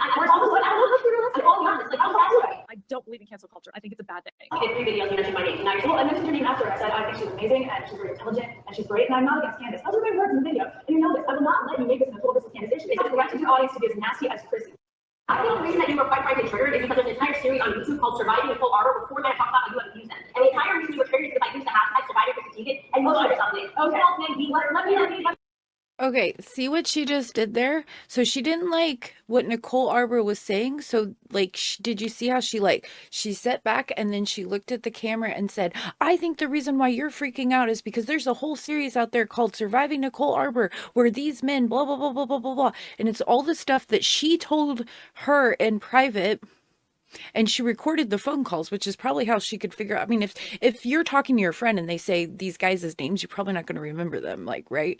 Like, you know, so then she had the phone call recorded so she could actually go back and listen to it, I'm assuming, to get the names of these dudes, right? This is what I was. It's not lesbian. It's not. You know those stories. You started already before this, and now you're trying to be a bitch. I have to break up these segments of the show in 30-second clips, so I'm not flagged for copyright by the Daily Wire. Even though this footage wasn't aired, they still might hit me with that. So I want to go really quick over some common stalking behaviors that Stalking Prevention Awareness has posted on their website. They include unwanted contact, spreading rumors, following and spying, showing up places, leaving gifts, and waiting for the victim. During this episode, Candace Owens helped my stalkers engage in 3 of these dangerous behaviors. Back to the clips. These are people that I have restraining orders against that are rude fans. I actually can't talk about it because it's a legal battle. It's only a legal battle when somebody's calling you out and everybody actually sitting here. Listen to what Candace says, where Nicole Arbour is saying, Candace, stop. I can't talk about this. And by the way, Candace wasn't even supposed to bring this up publicly anyway, because this is something that Nicole Arbour told her in confidence. So Nicole Arbour saying, Candace, I can't talk about this. And Candace says, well, you know, there's always a legal excuse when you're being called out on something, isn't there? They're not patriotic. I think that's actually your line. You can't talk with me right now. What am I like?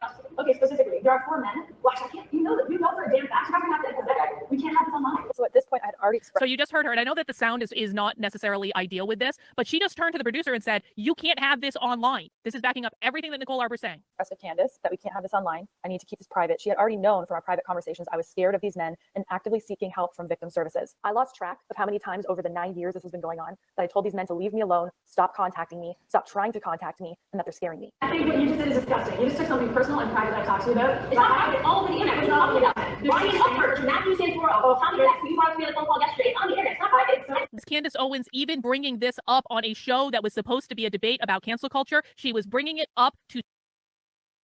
Yeah, this, like, Candace Owens has just lost her mind, and this is a show that's for just a debate panel with, like, people on to talk about cancel culture, and she just goes nuts and starts dropping all of this stuff on Nicole Arbour, which should not be brought up on this show. You know what I'm saying? Like, this should not ever be, like, you shouldn't go on to a show to do a debate and then they ambush you with all this stuff. Like, that's crazy. Smear Nicole Arbour because Nicole Arbour publicly said things about Candace Owens that Candace Owens did not like. I walked you guys through that entire stream on Friday with Candace on Timcast. How many times she brought it back to her reputation? It was all about her reputation. Steven Crowder did this. He's smearing me. He's insulting me. Blah, blah, blah, blah, blah, blah. It's all about my reputation. Candace Owens only cares about herself because Candace Owens is a narcissist, and Nicole Arbour stepped in it when she called Candace out for engaging in cancel culture, and now Candace is engaging in a retribution smear campaign in order to punish Nicole Arbour for calling her out for engaging in cancel culture. There was no other reason for this to be brought up. This was supposed to be a debate about cancel culture. Why is Candace Owens bringing the names of these people up? There is literally no other purpose to this other than to smear Nicole Arbour. So I'd already vocalized a boundary with Candace, let the show know we can't have this online. She knew that I was uncomfortable. I was visually uncomfortable, and she proceeded anyway to name them name by name, while her manager, I'm going to say allegedly, even though it's pretty obvious what happened, gave this footage in real time to my stalkers. Let's make sure that in the post she doesn't say that we give her a platform. Great, I don't want a platform. No way. Unfortunately, being a person in the spotlight, I've had some stalkers. And right now, some of those stalkers, you just named them. You doing this right now has nothing to do with the point, but everything to do with you. And you're being mad at me because I disagree with you. You're supposed to be mad at me. I'm not supposed to be mad. Well, with friends like those, you go up and make videos and you call you a pussy. Just breaking up the clips again, and want to point out to anyone listening on the pod that Candace is smiling while she's doing this. Candace is loving the reason that Candace Owens is smiling as she is doing this is Nicole Arbour is giving Candace Owens what she wants, which is negative fuel. narcissists, and if you listen to HG Tudor, he's going to teach you this, and I've been reading a lot of his stuff lately, and it's really fucking good. Listen, like I hope I don't bungle how he would explain this. For narcissists, whether you give them positive fuel or negative fuel in the form of an emotional reaction, it does not matter. Candace Owens brought this up because she wanted to get Nicole Arbour to react emotionally so that she got fuel. That is why Candace Owens is smiling, because Nicole Arbour did exactly what she wanted her to do. I think this is what he calls challenge fuel. Yeah, and I appreciate you having me on. I would love for a real conversation sometime, because I just think what just happened here is really gross, and it didn't need to happen. I think that we have the opportunity to be better human beings, better women, and set a better example, and I hope that we can do that. And I think that you're saying that now, but you should have started thinking about that before you posted 3 videos about me. Listen to that. But, none of them. Candace Owens just said that the reason that this is happening is because Nicole Arbour posted videos that Candace Owens didn't like. Nicole Arbour saying, we really should be better than this. She's being extraordinarily gracious. And Candace just said, well, you should have thought about that before you posted videos about me on the internet, because that is what Candace Owens cares about. So after the show, Jeremy apparently told her we're going to chop out that little segment. But they didn't just chop out that little segment. They chopped out a lot. They chopped out where I was clearly out debating Candace on the topic. All of us women could be friends, but you refuse. Where she was getting frustrated, where she was yelling on top of me constantly, where she said that she was going to cancel me. Allegedly, Candace Owens had been taping all of our phone conversations that we had privately as friends forever. She alluded to airing one of our private conversations on her show. So just imagine that. Imagine you call someone that you think is a buddy, and they're taping the phone call, and then they're mad at you on their TV show, and they're going to air your private conversation where you talked about being scared of these guys that you have a restraining order against. Conversations that we had privately. No, absolutely not. Why not? I'm gonna post our private call. Okay, why not? Who does that? Because you're saying I'm lying. So it just seems like first you're saying that I'm lying. Now you're saying that which phone call? The one yesterday. Nicole. So Nicole Arbour, I don't know if you guys can hear this because I know the sound is really bad, but we'll listen to it again. Nicole Arbour is like, Candace basically just said, do I have to post our private conversations? And then Nicole Arbour is like, what the did you record our phone calls? And Nicole Arbour is asking Candace again and again, did you record our phone calls, Candace? Did you record our phone calls? Candace doesn't answer the question, and we're going to listen to that part again because I think it's really important. Jen McMahon says, a narcissist's only resort is passive aggressiveness. No. This is not passive aggressive. This is not passive aggressive. This is aggressive. This is not passive at all. Let's listen to this part again because I know it's really hard to hear. Talked about being scared of these guys that you have a restraining order against. Conversations that we had privately. I'm saying, No, absolutely not. Why I'm not? gonna post our private call. Okay, why not? Who does that? Because you're saying I'm lying. So it just seems like How would Candace Owens have been able to post their private conversations if Candace Owens hadn't recorded the private conversations to begin with? first you're saying that I'm lying. Now you're saying that which phone call? The one yesterday. Nicole, we have Absolutely permission not. Do not. to pause this clip in post, yes or no, and to assert things that you actually Can you said. tape our private phone call? We can move on to the next topic. We don't have permission to air it. Now this irony is We're going to move on to the next topic, and we don't have permission to air it. Candace Owens never said, no, Nicole, I didn't record our private conversations because that would be psychotic of me to do that. Candace Owens was recording their phone calls. Now try to square this away with Candace Owens, and we're going to see the clip of this in case you missed it, going on Tim Pool and clutching her pearls over Steven Crowder recording a phone call. bananas. A day ago, I saw Candace Owens losing Because like what we heard Jeremy Boring say, she doesn't believe anything except for when she's saying it. So while she's saying it, she believes it. And that's why it's so compelling when people listen to her, because she believes it while she's saying it.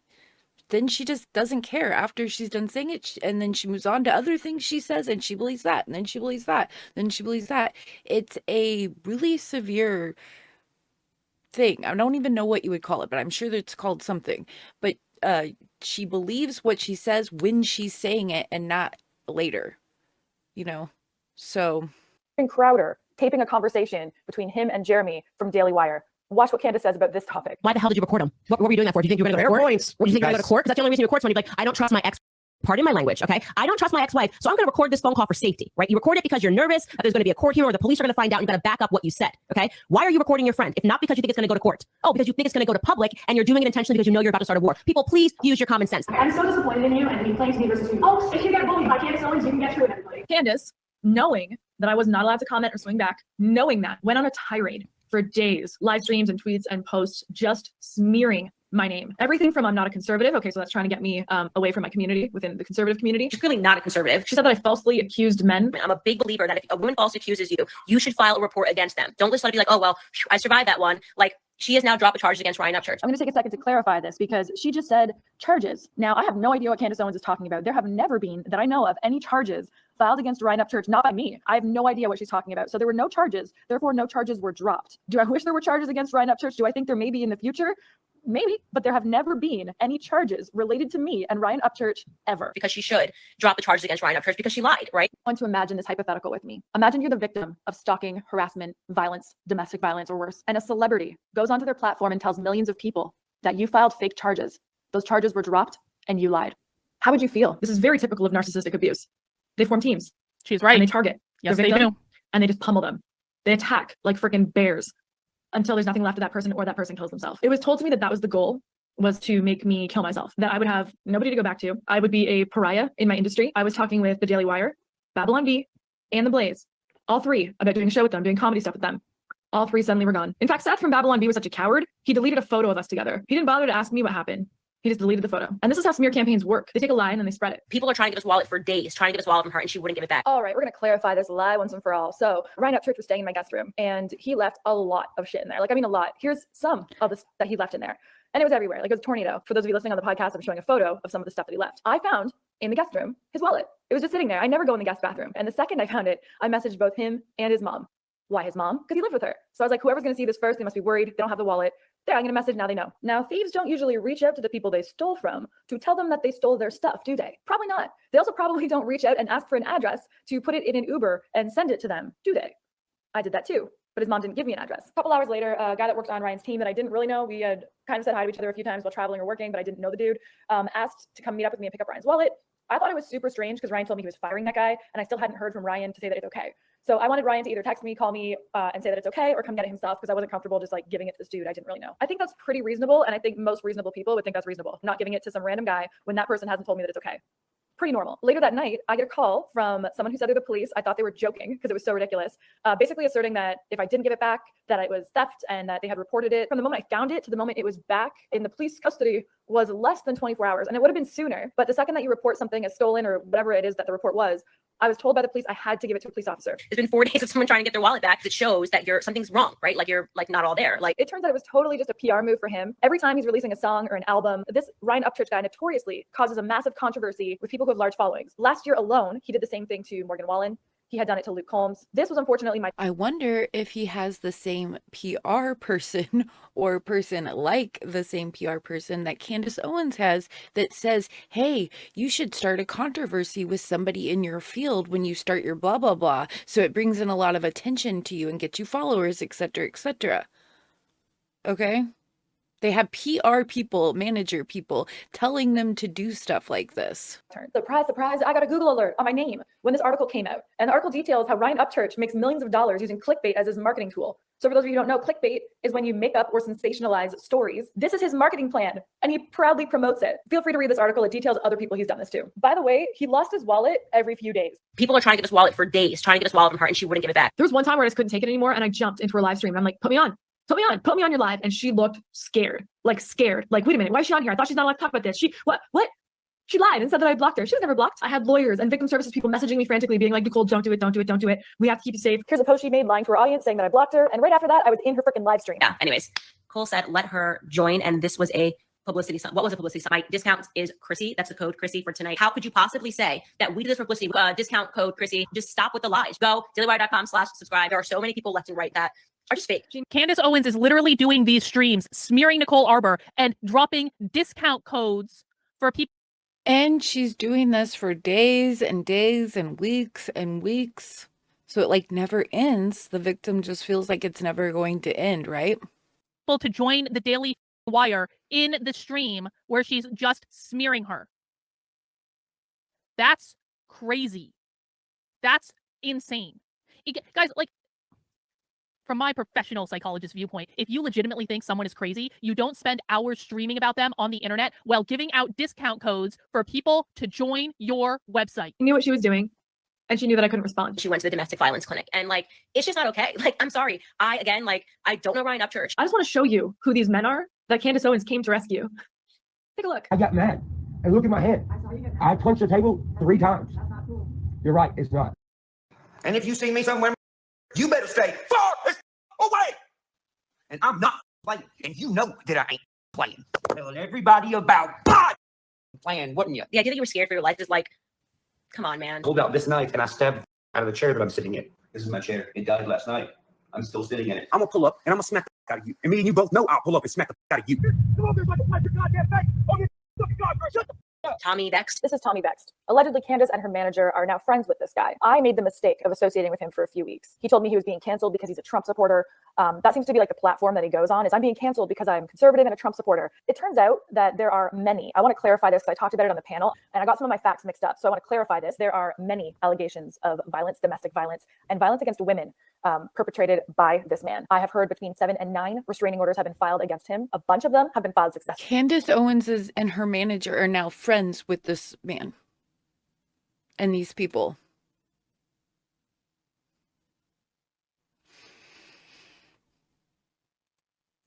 And I know for a fact that he's currently in court again this year for another restraining order. There's even an abuse support group on Instagram called Surviving Tommy Bext. This man is terrifying.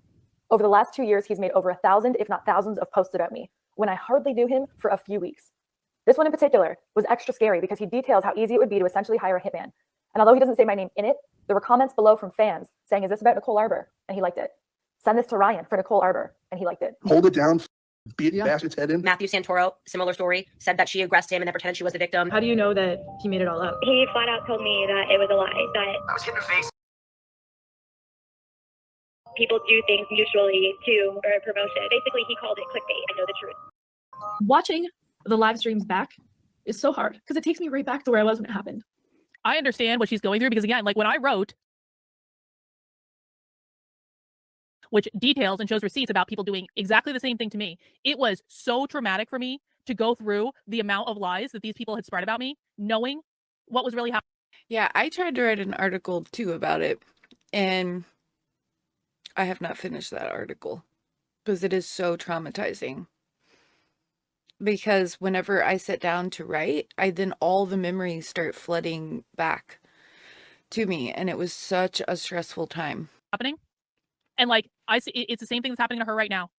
She so again, for people who think that she's crazy, she's got receipts saying that people were saying this about her in order to get internet clout.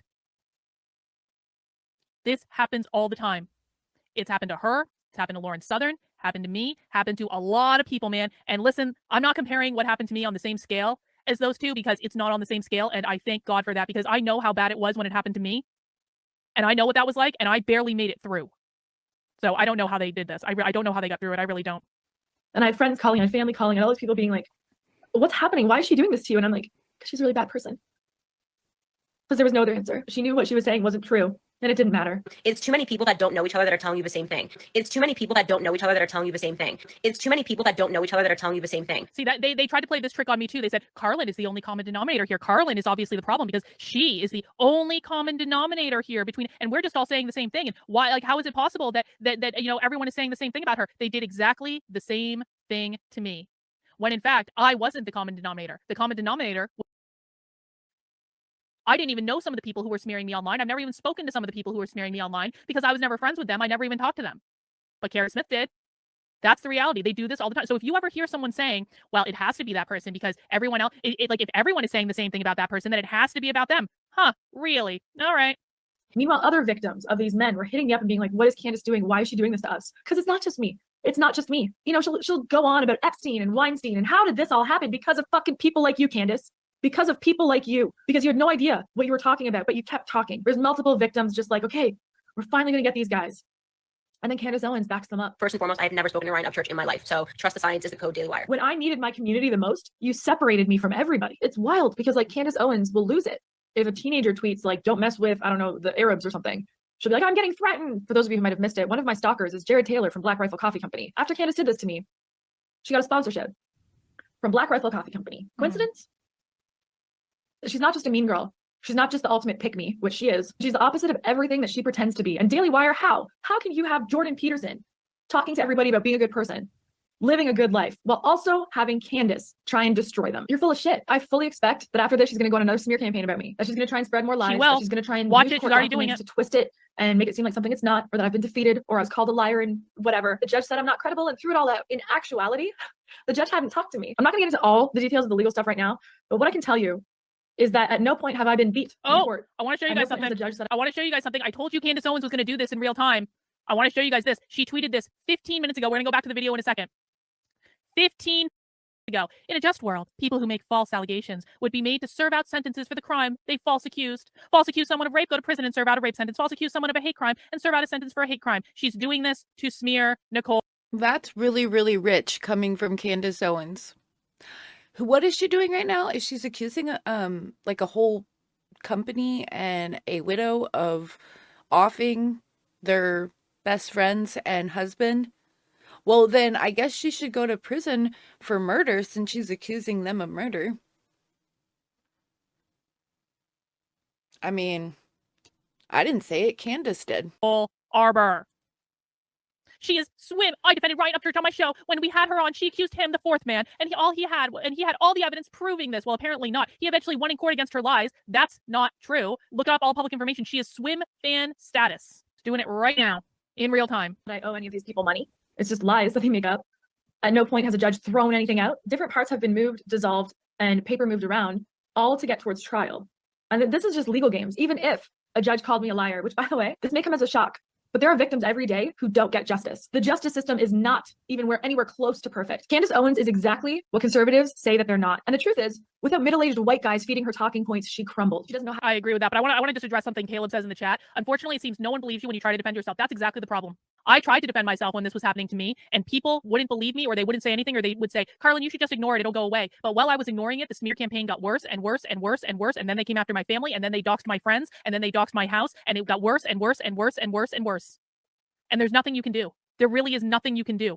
And I cannot even explain how alone you feel when it's happening to you. I mean, like, if you guys have seen videos of me crying on the internet, like, it's because it was in the midst of this happening to me, and I didn't have anything else. I didn't know what to do. I was going to quit multiple times because all my mob wants from me is to get me to shut up.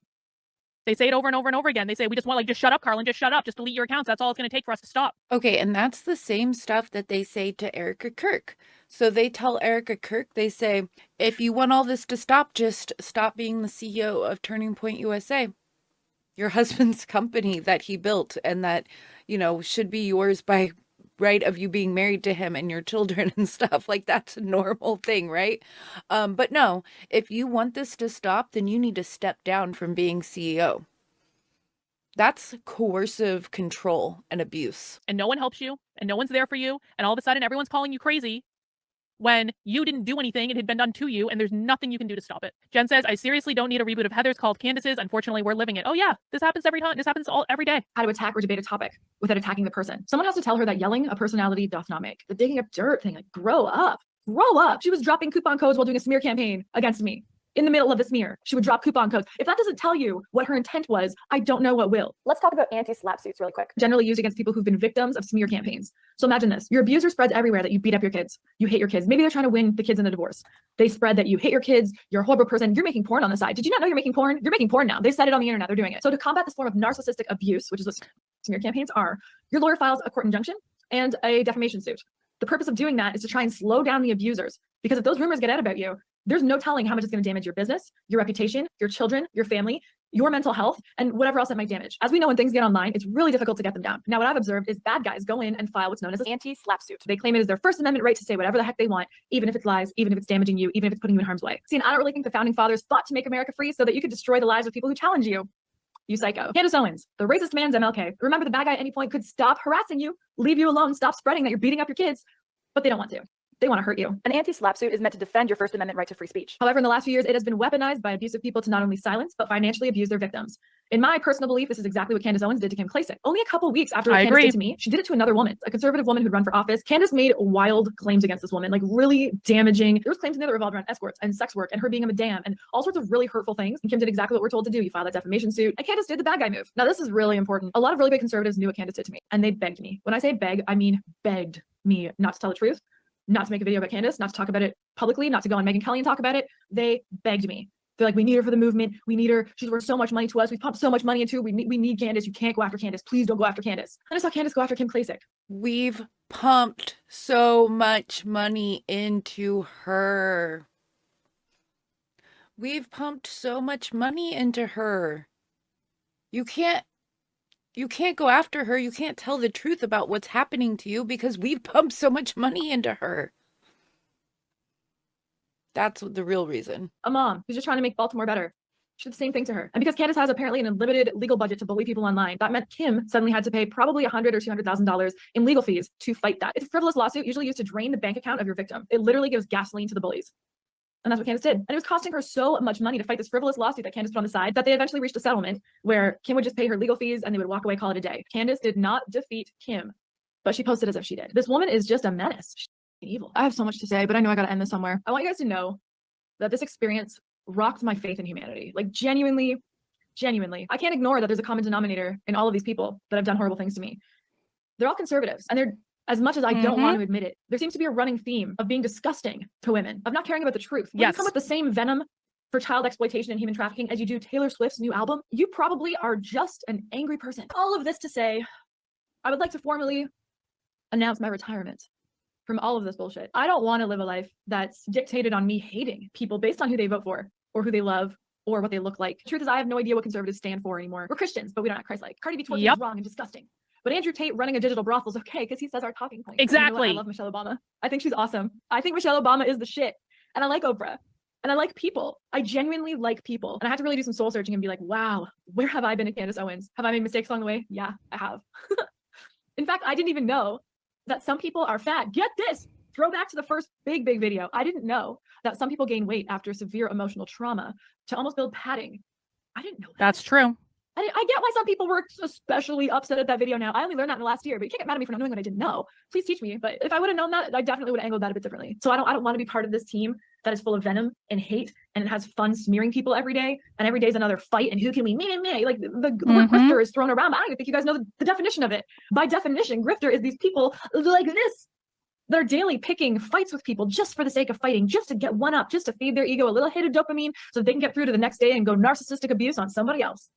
I'm not interested. Candace tried to insult me by saying, you're not one of us. And this experience has taught me you're right. In the words of Blink-182, I don't ever want to be you. And for those of you who instantly knew that's not Blink-182, you are my people. So instead, in the words of My Chemical Romance, your misery and hate will kill us all. If conservatives aren't all evil, cruel, sexist, vindictive people, show me you aren't exactly what the left says about you. Show me. Show it to me. Show me in the comments. Show me in how you treat me after this video. Show me in how you treat people who have a different opinion than you. Because this whole like seek and destroy everybody who's different than you thing is really tacky. I don't want to be that. I'm out. I don't want to play. Your game is stupid. I'm out. For all people who want good vibes, come on over. I welcome everybody. I'm Nicole Arbour and this was the Arbour Effect. Go team. I'm gonna tell you this. Like I agree with that. Everything Nicole Arbour said in that last part of it, because like I have been saying the same thing for years. The conservative right is doing exactly the same thing that they are accusing the left of doing. It is exactly the same thing. They don't act Christ-like. They engage in cancel culture. They spread lies. They spread rumors. Not everyone on the conservative right, but a lot of your influencers engage in this bullshit. They've done it to me. I have documented. And that's what upsets me so much about James Lindsay saying that the far right is woke right.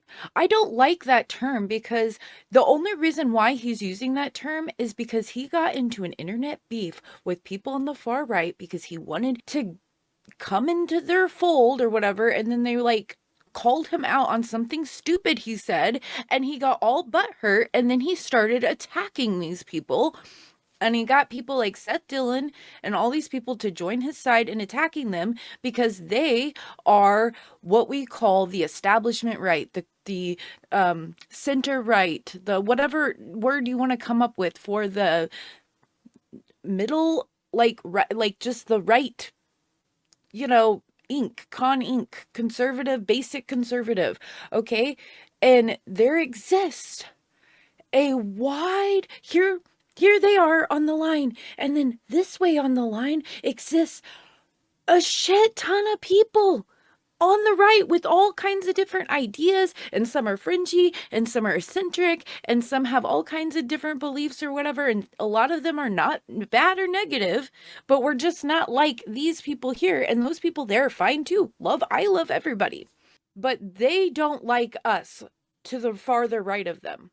So then they are going to smear us with all these words like woke right and stuff. And they got all this extra fodder because of dumb people like Candace Owens and now Tucker Carlson, who's acting like a lunatic. And so, but this has been going on for like 2 years that James Lindsay's been doing this, like way before people started noticing Tucker Carlson and Candace Owens.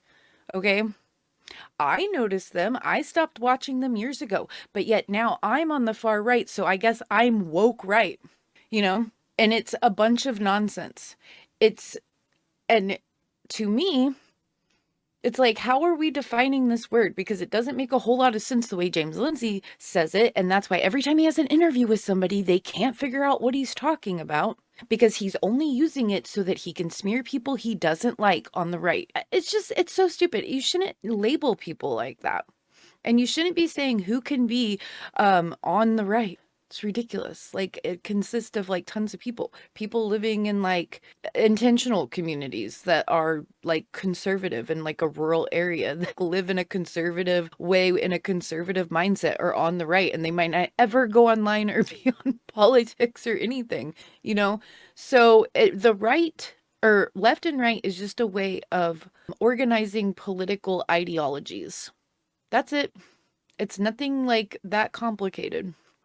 Anyway, enough of my rant on James Lindsay. Like, I'm having a really hard time with him because I love his work on communism, Marxism, fascism, all that stuff. It's so good. But anyway, I am going to show you another video. Thank you for your patience. As you know, sometimes things happen behind the scenes, but we do have Nicole here. We do have her ready to come on, and I'm really excited to be able to hear from her. I just want to say, Naruto said Dave Rubin used all three of the Daily Wire's talking points. Of course he did. Of course he did. We'll talk about that a little bit more later. And then Chicken Canada says, ask about how Candace recorded Nicole's phone calls, please. Oh yeah, I definitely want to hear more about that. But guys, we do have an amazing guest today. It is Nicole Arbour. And if you did not see the stream that I did yesterday, Nicole posted a video talking about the truth about Candace Owens and you know, her story, and it was just so shocking to me, but not really, if I'm honest about it. And so I'm really excited to hear Nicole's side. And we only have a little bit of time with her today, so we're going to jump right into it, and we're going to go quick. And, you know, maybe we can bring her back in the future if we want to ask more questions. But I do just want to let everyone know that this will not be my last stream of the day. It is not my first stream of the day, and we will be going live with a Tim Pool watch party for Steven Crowder tonight at 8 p.m. I don't normally do these, but I can't help myself. I have to do it, and we're going to watch it together. And so you guys are welcome to come back. I'm probably going to start the stream around 7:30 just for a little pregame, and then we're going to watch Tim Pool, and we're going to see what Steven Crowder has to say. And I'm on the edge of my seat. I cannot wait. And I just want to direct you guys too, if you are wondering why I'm talking about the quote unquote drama around Tim Pool, and not Tim Pool, actually not Tim Pool this time, Steven Crowder, the Daily Wire, Candace Owens, what's going on? I did write an article for my Substack that I posted late last night, why this drama matters. I don't think it's just drama. I think this is foundational for the movement. I think when you have influencers that are doing really bad things and behaving in directly contradictory ways to what they say they care about, it's a bad thing. So check out that article on my Substack if you want to know more about that. But really, I want to bring in our guest of the hour and just get right into it. Nicole Arbour, welcome to my channel. I'm so glad you're here. Thank you so much for having me. Thank you for having me. I told you a little bit like off camera, it meant a lot seeing an actual psychologist kind of giving an analysis on this. And, you know, I don't care if people have a bajillion followers, if they have 12 followers, if I think they're dope and I think they care about truth, I want to talk to them. So I appreciate you and thank you for having me. Awesome. Well, I appreciate you. I think that telling your story was so brave. And it's actually interesting that it seemed like, at least with Candace, it started off for you when Candace went after Chrissy Teigen and you didn't like that she was engaging in cancel culture. And that's actually funny because I wrote about that in my book, where that was one of my first early indicators that something is wrong in the conservative movement if they're engaging in cancel culture while claiming they don't like it. So can you tell me a little bit about that? Yeah, 100%. So I actually got tagged in one of the posts egging me to back up Candace basically and canceling Chrissy. And I went, no, we don't do this. Like, Candace had on her first few episodes a thing on her show called Cancel Corner, where we make fun of all the stuff that the left tries to cancel. And one of the foundational principles of conservatism, if that's the word, just for everybody watching, I'm a Canadian and I'm a proud American immigrant, but a couple of years ago, Dave Rubin was like, Nicole, I think you're a libertarian. You might be conservative, but I think you're at least a libertarian. And I was like, I don't really know what that means, but I trust you, Dave Rubin. You know what I think. So then conservatives kind of embraced me. I never jumped over to the right ever. I just was like, oh, okay, maybe these people are being misjudged. So I'm going to give everybody a shot. But then when I saw this cancel Chrissy thing, I was like, hey, no. That is exactly what we say we don't stand for. And whether I agree or disagree with what Chrissy Teigen did, which by the way is disagree, I don't believe in canceling people because everybody deserves a chance for redemption. Even someone who murdered someone, I think they go to jail, they serve their time, and then once they come out, they revisit into society. I think that's how we've set up society. But I don't agree with canceling people and messaging Target and saying, drop her products and all these things. I think we as consumers can decide if we want to participate by not buying her products anymore if we don't agree with her. So I didn't like the vitriol, I didn't like the nastiness, and I was like, Candace, stop it. And then I made a video called Cancel Culture is for Pussies. It was just a quick little video because I believe that. I think it's the kind of like the pussy way out. And Candace got really mad, unfollowed me, and I was like, Candace, you unfollowed me because I posted a thing because you're trying to cancel someone and I won't play with you. Like, I don't want to play mean girl with you. So we ended up having a chat about it because she was obviously really angry. I challenged her to a debate on the topic, and then I was going on to Daily Wire the next day to have a debate with her on the topic. So that's kind of how that started. Yeah, absolutely. And Chicken Canada said, this is very important. Daily Wire and Candace are hypocrites, period. Candace Owens acted disgusting in both situations I've seen. I'm so saddened by her. And, you know, I mean, I think that what was so compelling about the video that you put out is you showed the raw footage of what actually happened when you went on Candace's show at the Daily Wire. And I got to be honest, I didn't really know who you were, except that I had heard that you stormed off the set of the Daily Wire. That was the only thing that I knew about you. But that wasn't really what happened, was it? No. And isn't that interesting? And this is why, and I'm not even mad at people when they say, oh, it's drama. This is drama. It's like, no, this is my real life. It involves stalkers, and I lost count of how many calls to the police and having to move and real life scary situations that Candace exploited on her show. And then made people think I stormed off her show via a quick edit, which again is fake news. So that's exactly what Daily Wire says they don't stand for. It's exactly what Candace Owens says she doesn't stand for. The right says they're against fake news, but then they actually created it and manufactured it for ratings on her show. And as far as I know, I gave her the highest ratings of any of her episodes she had by doing that. But I never stormed off the show. Hey, I'm back. I'm sorry. My power literally just went out. Oh, no. Whoa, that's weird. It's That is probably like- Daily Wire. Oh my God, the Daily Wire is sabotaging everything. So I do apologize for that. But so you were about to go on the Daily Oh, good. and what happened? Oh, I don't know which part you heard or not. Yeah, so I was going on the show, and when I got there, well, we talked about doing like a one-on-one debate, but Candace and I were all good. We had a phone conversation the night before. We talked it all out, and we were gonna go for dinner, and we're good to go. And I had confided in her about some really scary stuff that was going on in my life, being like, I understand, real things happen, we're good to go. I go on the show, and she didn't even meet me backstage, which was super weird. And they made me sign this form that they didn't have me sign other times I've done stuff for Daily Wire, which was basically making it so I can't sue them with whatever they're about to do. And I'm like, that's sketch. First of all, that's red flag number one, right? It was a red flag, but I'm like, no, I'm going to be brave and I'm going to go debate her on this topic, because she'll go on and say I chickened out or something. But she wasn't there for me to debate the topic with her. I started debating, but instantly she went to personal attacks. She couldn't separate me from the topic. And when I was clearly, getting a reaction from her audience in the studio because they understood where I was coming from, she just dove in and went into personal attacks, named the names of my stalkers out loud that she knew at that moment I had a restraining order against. She knew for a fact, because we had discussed it privately, and she knew that I couldn't talk about that because Victim Services had told me not to talk about that, and they were doing everything they could to keep me safe. And those of you who watch that video and see her mocking me for going to Victim Services, that was one of the hardest parts of editing that video, is watching her mock me. Like, the stuff I learned from the men and women who work at Victim Services about why people don't come forward and then what happens to them, and what happens to them when their stalkers are empowered because people are too scared to come forward, or they're going to be called crazy, or they're making it up, or whatever it might be. It broke my freaking heart seeing how Candace made fun of me for going to Victim Services, because people need it, Yeah, so she started naming the stalkers. She went in on personal private details. And then here's like the huge kicker that people keep relaying to Steven Crowder, is that she alluded to taping our phone calls. Yeah. And then she tried to air it on her show. So after I had already told her, like, this was making me uncomfortable, I expressed a real firm boundary that I can't do this. I told the producers, we can't do this. It had nothing to do with canceling Chrissy Teigen, which was what I'm there to debate. She just went on personal attacks that she knew would make me actually scared for my life, could get me in physical danger. I was already in physical danger, and she did it anyway. Yeah, and she asked if she could air the calls. You caught it. Actually, it was super interesting that you're like, she didn't say no. She said that we can't air it, and she would have nothing to air if she hadn't taped the convo. And there's a big difference. Go ahead. And she had it. I mean, it's like I cannot even imagine the gall of someone. Well, I can because it's Candace Owens, but like, she had it ready to go in case you had given her permission to air it. And it was like, the shock in your voice when it's like you must have realized it in real time. Like, you recorded our phone calls. What was that like? That was horrific. Like, I'm using strong language, and if people don't know me, what up? I'm Nicole Arbour. I'm a comedian and recording artist. This isn't my thing. And some people have been like, oh, you've been so much drama the last few years. All of that drama goes back to this one group that includes Candace Owens. If you actually watch my video, it all is the same people doing the same thing. And it's not my vibe. So even talking with strong language, like, it was horrific, or I was triggered, or any of the stuff I'm saying, this is like new for me. This is a new way to express myself after a lot of therapy because of these situations.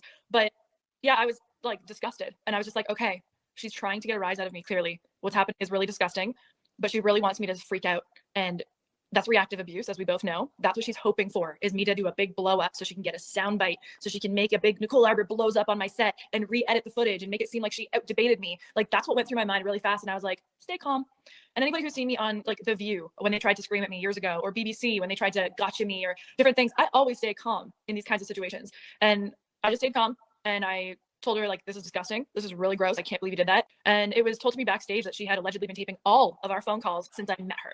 Now, do I know if that's true? No. Would I put it past her at this point? No.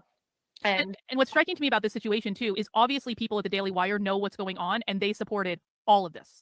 I don't know what they knew about. I really don't know. But everyone at Daily Wire, when I walked in, seemed a little nervous and like a little like, hey, so how's it going? Like when they were so nice and kind, like the other times I'd been in there, I was like, this is an awesome freaking operation. This is how it should be. That's how I thought. That's what I thought the first few times I went there. And then before that, during that show, when I walked in, everyone was really tense and weird and like they knew something was going to go down. But having, different people chase me out of the building, crying, apologizing after, showed me who those people are. Showed me that didn't reflect the values of them. You saw the makeup artist that apologized to me. I'm not sure. I know that she moved on from Daily Wire shortly after that. But I don't know if it was co-signed by Daily Wire or not. I really don't know. And I'd like to know, frankly, because Gina, Candace Owens' manager, this is really important for your audience. I'm going to say allegedly, but we all kind of know what happened. Gina allegedly was filming me and in real time giving that footage to my stalkers. And I'm not saying, oh, my stalkers. I mean, at that exact moment, I had a restraining order against those men. They divulged not only where I was to the stalkers, but gave them footage in real time of me.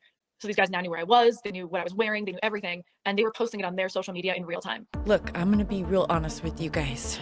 If I can't get people to subscribe or like, YouTube will literally send aliens to my house. Do you want me to be probed? I need you to like and to subscribe. Thank you. And I did a side-by-side. You could see it. I think you saw that post of the angle Gina was at and the angle that was posted by one of the stalkers. Yeah, and it was exactly the same. It looks like he just zoomed in. And I think that people really need to understand this because, and I've heard this anytime I've talked about, my horde online. And yes, Nicole did get introduced to my horde today, which I'm sure was really fun. But I've talked about this with my stuff. It's like these people are actually dangerous. They are not hinged into reality, and it is real life. And so it might seem like this is just like quote unquote drama, but you're a real person that this is happening to. I'm a real person, and I'm just a comedian and a recording artist. And like I learned through this process that Dolly Parton has the most restraining orders of anybody. And you would never hear someone say online to her, oh, what's the common denominator here? If all these people have an issue with you that you have to keep getting restraining orders, what's the issue, Dolly? It's that Dolly's awesome and people become fixated and they believe they know her. And one of these stalkers had been sending me wedding ring emojis for almost a year, I think. And I thought it was a joke. I thought it must be a joke. And this person seemed to have a few people in common with me. So I was like, oh, okay, they must be joking. But no, they became very fixated on me. And I knew them for a few weeks. And during that time, they were going through a large mental health crisis. And then I just excused myself because it seemed like they were perpetrating something against another woman. And I just walked away and we were all good to go. We were good to go until we weren't. And for the last year and a half, this guy has posted at least 1,000, but if not thousands of times about me. So I want your audience to imagine that, like, someone you don't really know is making up lies about you. They're trying to find and coordinate with other people, other men that they know you're scared of. And they're making thousands of posts about you. That's really scary. Like if there was someone on the street who 1,000 times came up to you and was like, hey, how you doing? Hey, 1,000, you'd be really creeped out. And I don't know why we treat it as anything differently on social media. No, I completely agree with you. And I've had exactly the same experience where there are thousands of posts about me online from people who I've never even spoken to before. And so it's like, it's just ridiculous. But, so Candace didn't stop at that show though, because then she did several Instagram lives. I mean, really trying to drag you through the mud, saying that you weren't a conservative. I mean, just smearing you left and right. Like, what was that like? Well, that to me is the least offensive one of what she said. To me, the most heinous thing that she spread is that I made false allegations against men and that they were dropped. And then I dropped them because I lied. And nothing like that has ever happened at any point in my life. She just spewed lies. And the smirk that she had on her face while she did it, because she knew I wasn't allowed to talk about it. She knew that Victim Services had asked me not to talk about it anymore, and that I had this thing with Daily Wire where I was going to allow them to look like I stormed off the set in exchange for my safety, actually is what it was, and me not, engaging with that further. So it's like a weird thing. If you guys watch my video, you'll see how I break it down for you. But I had to sit there and watch Candace Owens say it to millions of people. And I could see Dana White, the owner of the UFC, coming into her live and like giving like a fist bump. And I'm like, what the fuck? Like massive celebrities and huge creators. I could see them all watching it and like commenting and being like, what the hell? Oh my God, I can't believe she did that. And it's like, I didn't file false charges against someone or fake charges. They weren't proven false. They weren't dropped. These men didn't win in court against me. It's never happened. And the hardest thing, and I'm sure you know this, narcissistic smear campaigns, they say things that they know you can't refute because it didn't happen. So luckily, court documents are public, and I welcome any of you to find any charges that I ever filed against Drying Up Church. I welcome you to do that. I think we can all prove what a liar Candace Owens is, a malicious liar she is. Go ahead and try and find any document that happened. So I'm such an open book on this now, and I'm feeling more empowered about it because what I'm saying is true, and there's no way to refute it when we get down to the facts. Yeah. And I mean, you're absolutely right about this being a narcissistic smear campaign. I don't know. I've been reading and watching a lot of a guy named H.G. Tudor lately. Have you come across him? You should listen to his stuff because this guy is a narcissistic psychopath that is completely aware of what he is and why he does things. And he basically explains it all. And he's like, when you're under a malice campaign, here's what to expect. Here's how you, he even wrote a whole book about if you want to get revenge on your narcissist, like here's exactly what you need to do it. But he describes this. And I was thinking about him when I was watching your video because Candace just had this big shit-eating grin on her face when she was talking about recording your phone calls essentially. And it was like, you could see that she was getting so much joy out of trying to provoke this emotional reaction in you. And that to me was the clearest indicator of all. I was like, she's a narcissist. She's doing this to get energy and fuel. Yes, and I've been studying narcissism. So this has been really traumatic for me. I might seem like super composed right now, thank gosh. This is like a big thing for me to even be talking about, and I'm excited to be honest with people now. But I've done a ton of studying in the last year and a half, and I've done a ton of therapy and went to trauma therapy for these things and studying narcissism. And I didn't know the warning signs, but they're there. And seeing that shit-eating grin, as you said, is an exact, happy people or normal people or people that have normal emotional responses don't get off on hurting people. It's like, that's like a telltale sign. When she could tell I was upset, it made her smile.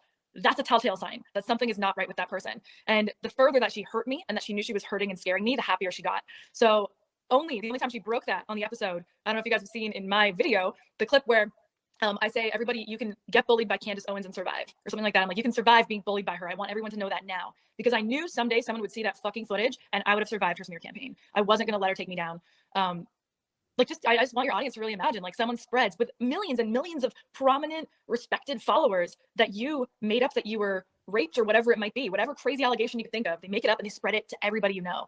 And they just keep pounding it. And they tell everybody you're crazy. And they tell everybody that just everything that they could to possibly hurt you. And you just have to sit there. How would you get through it? I'm on the other side. And I'm going to tell you, talking about it is really cathartic. And there's, I feel like the best thing I can do now is kind of educate people on what to look out for.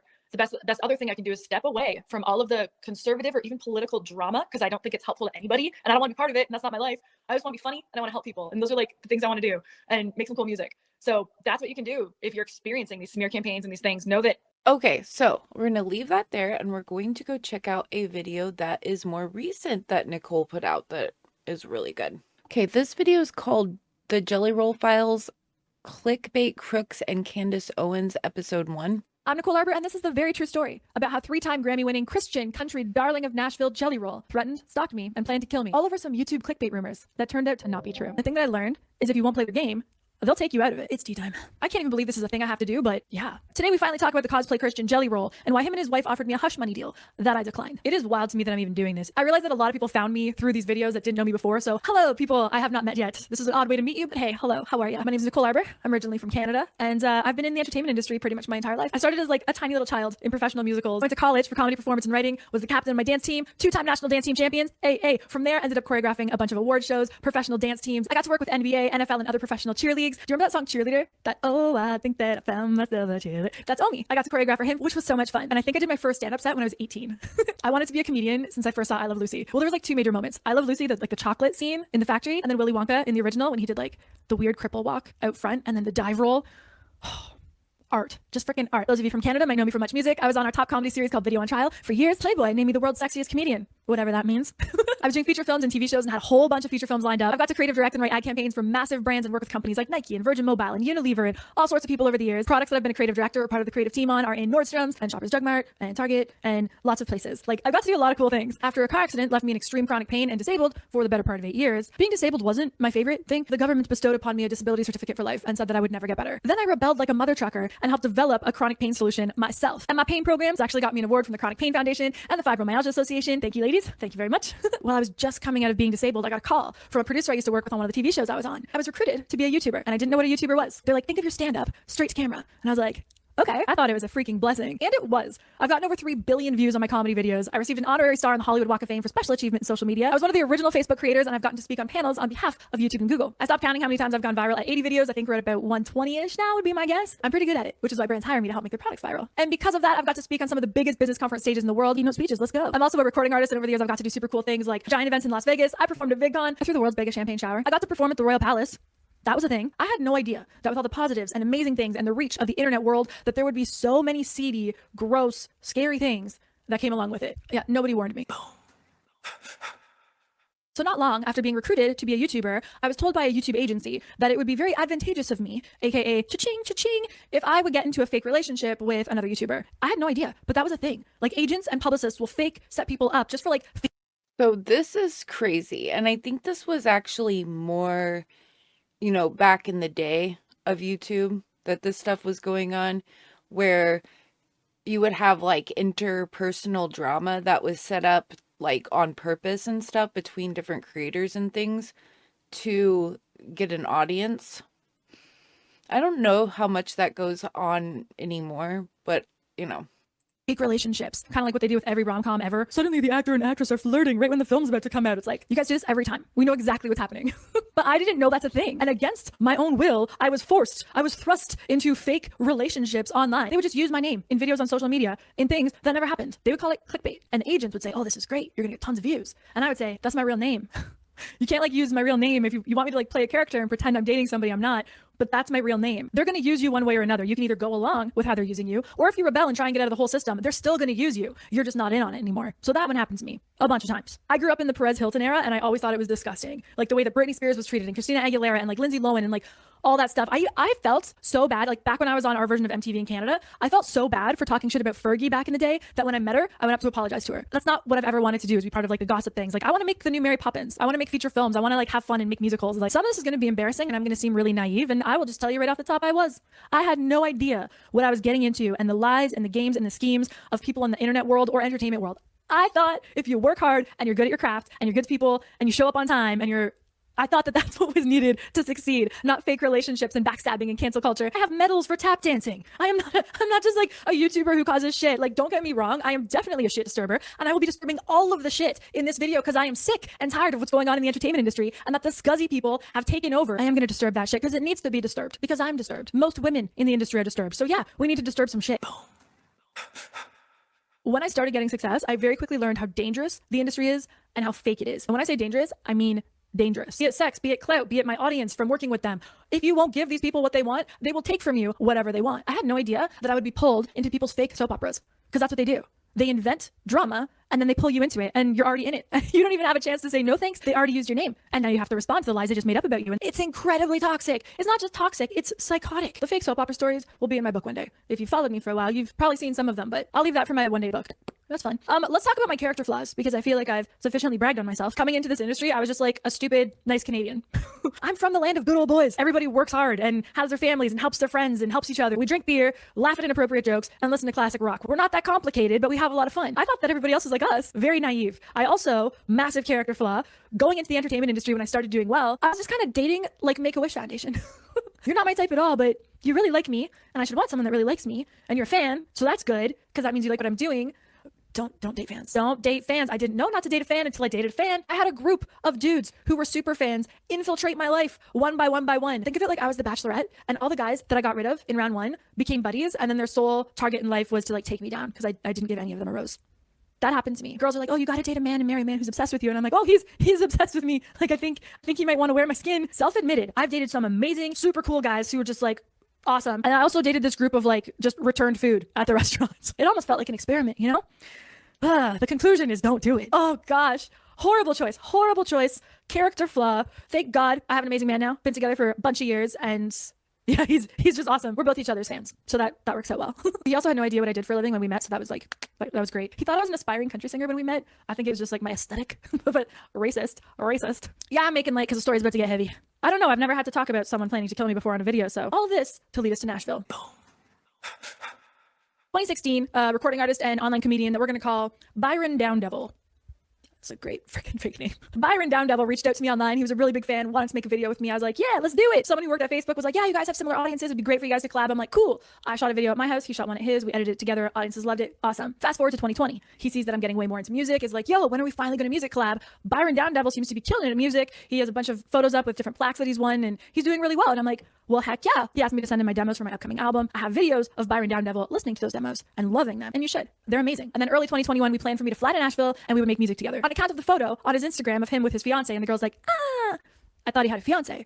And I was just going there to work. Some music from my album, some for yours, some duets. Like, let's see what we write. It was a writing trip. Very normal stuff. Our writing sessions are going great. We're making great songs. I'm having a great time. He's having a great time. Life is good. My second or third night in Nashville, a Canadian country singer, girl that I knew from online in the Canadian world, invited me to come out for a drink at Kid Rock's with her and some of her friends and her husband, who's also like a massive, super talented, amazing country singer. I didn't know who he was at the time, but I looked at his music after and it's like, he's really good. So I was like, hey, Down Devil, want to go? We're on the third floor of Kid Rock's bar on Broadway. I have one drink, a Tito's and soda. That drink is handed to me from the waitress off of her tray. I have a couple sips. I give it to Byron Down Devil. I go to the washroom. I come back. I have a couple more sips and then we got to go because we're going back to another studio session. I don't know who did it, but I was roofied that night. And I knew what being roofied felt like because I had been roofied in the past, unfortunately. It's not like it wasn't a common occurrence in my life, but I worked in entertainment and nightlife and live events my whole life. I threw up all over Down Devil's sports car, like projectile vomit. Very embarrassing. He totally took care of me and I never said he didn't. I told him I don't want to go to the hospital. I've been roofied before. I know exactly what's going to happen. I just got to get to my hotel room. But he wanted to take me to the hospital. We go to this clinic like 40 minutes-ish outside of town in Ashland City, which was pretty far from where we were because I was staying in the Gulch. He seems to be very confused as to what happened when we went to that emergency room. But even though I was roofied, I'm not. I was roofied. And the nurse said I was roofied. And as I already knew, they can't do anything when you're roofied. They just gave me an IV and then they tested me for drugs. Not roofies, just drugs. Marijuana and cocaine and meth and I think 2 others. They did a drug panel on me. And that drug panel came back clean on account of me not doing drugs. However, I think that Down Devil has a little sordid memory on this one. They didn't test me for roofies because they can't test me for roofies. Let's consult this recorded conversation with the TriStar Medical. This story is so crazy and wild. I don't know if I informed you guys of that fully before I started this video, but this is a wild story. And yes, it does eventually involve Candace. Clinic on the topic. Thank you. TriStar Ashland City Medical Center. Hi, TriStar City, can I help you? Hi there. I was just wondering if you guys have the ability to test for roofies if a girl thought they were roofied. So we can do a regular 5-panel drug screen here in RE or anything else would be send out for us. Okay. And do most things usually show up on that 5-panel? I can tell you we can test for opiates, amphetamines, marijuana, cocaine. Okay, but not like Rohypnol or that kind of stuff, GHB? No, ma'am, not that I'm aware of. I'm not sure of anyone that can do that, like in their ER. I'm so sorry. That's okay. I understand. God bless. You guys do great work. Okay, thank you. There's 2 reasons that I've learned most hospitals in Nashville do not test for roofies. Reason the first, they don't want stats of people getting roofied. If they don't have the tests, then there's no stats. People are getting roofied at an alarming rate in Nashville. So there's been a ton of reports of people being roofied in Nashville. I'm pretty sure I got roofied. I don't remember any of it. I got roofied on my birthday. If you feel like you've been roofied, leave. I have been, this word, twice now, at Miranda Lambert's on Broadway. The fact that this happened to thousands of people in this comment section, you guys, I am shook. I did not realize this was happening as much on Broadway in Nashville as it is. Alarming rate. And it's a tourist town. If they want tourists to keep coming, they can't have this giant stat of how many people are actually getting roofied there every month.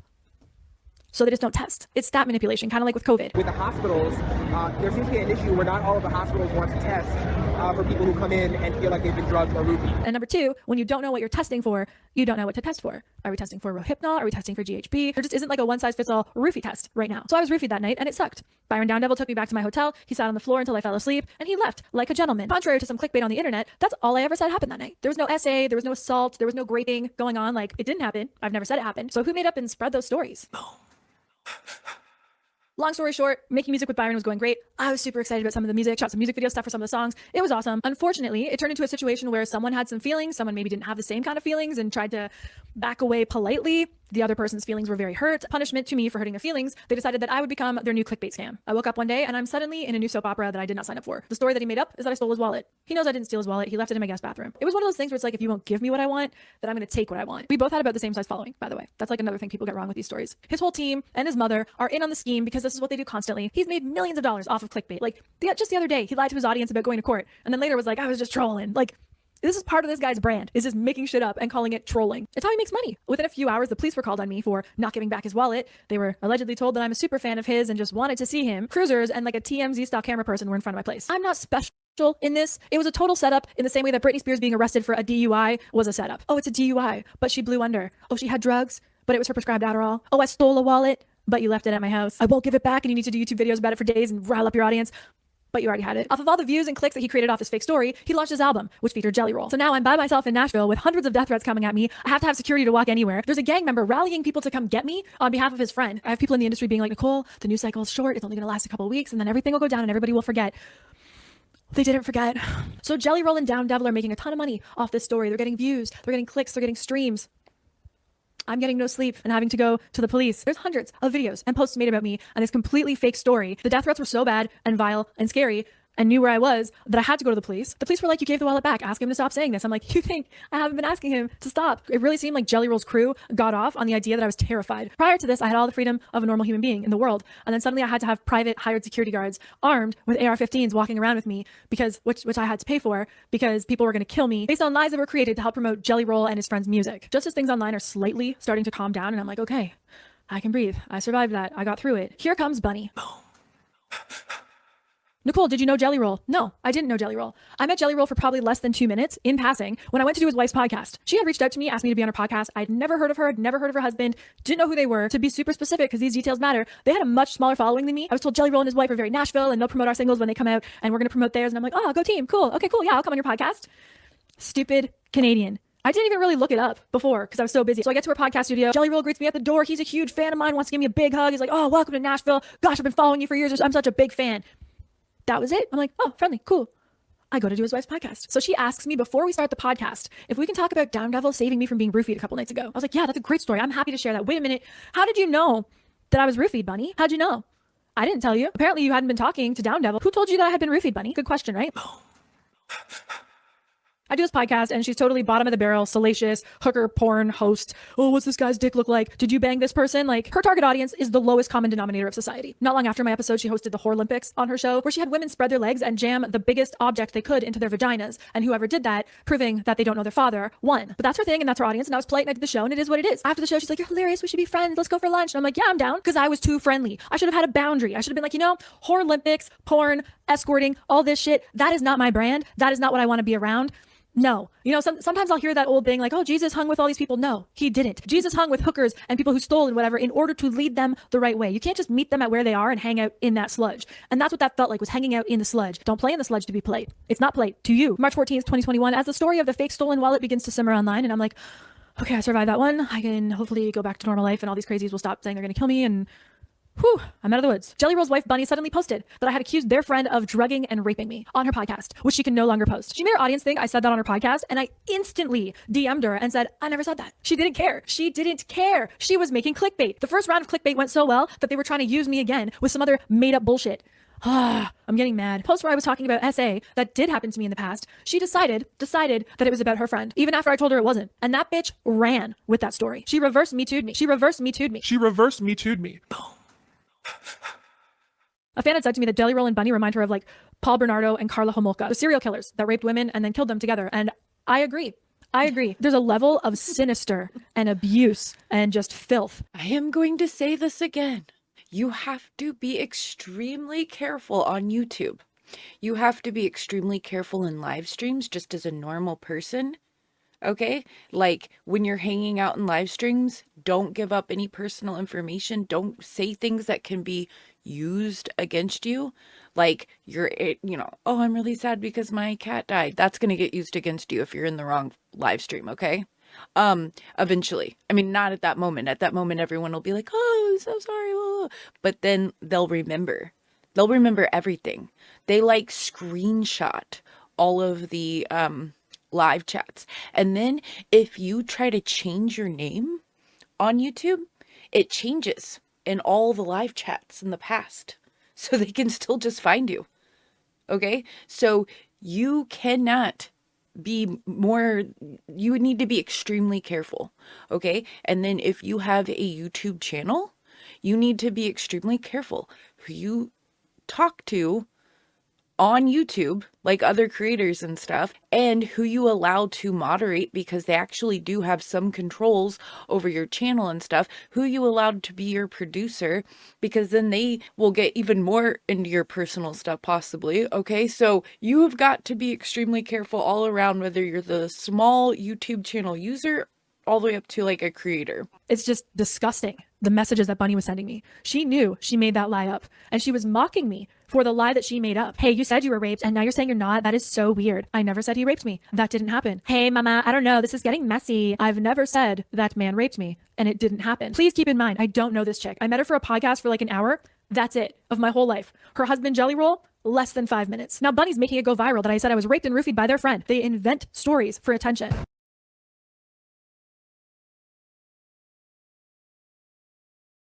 I've never in my life encountered a woman as evil as Alyssa DeFord. She's like, oh, this is the same girl that stole the wallet. I went from 100 death threats to thousands of death threats. I was suddenly enemy number one for men who have had false allegations against them. Except I had never made an allegation. I messaged Bunny. I'm like, hey, I'd really prefer if nothing about any of these guys are in the podcast we did because it would be really out of context now. She said she's going to do whatever her husband says because those guys are friends with her husband. And then taunts me with kiss emojis. There is no exaggeration when I say tens of thousands of hate messages, comments, death threats, violence threats, hunting me, finding my address, phone hacked, computer hacked, banking hacked, Facebook fan page hacked. All of these things happened. They were going to slice me into pieces.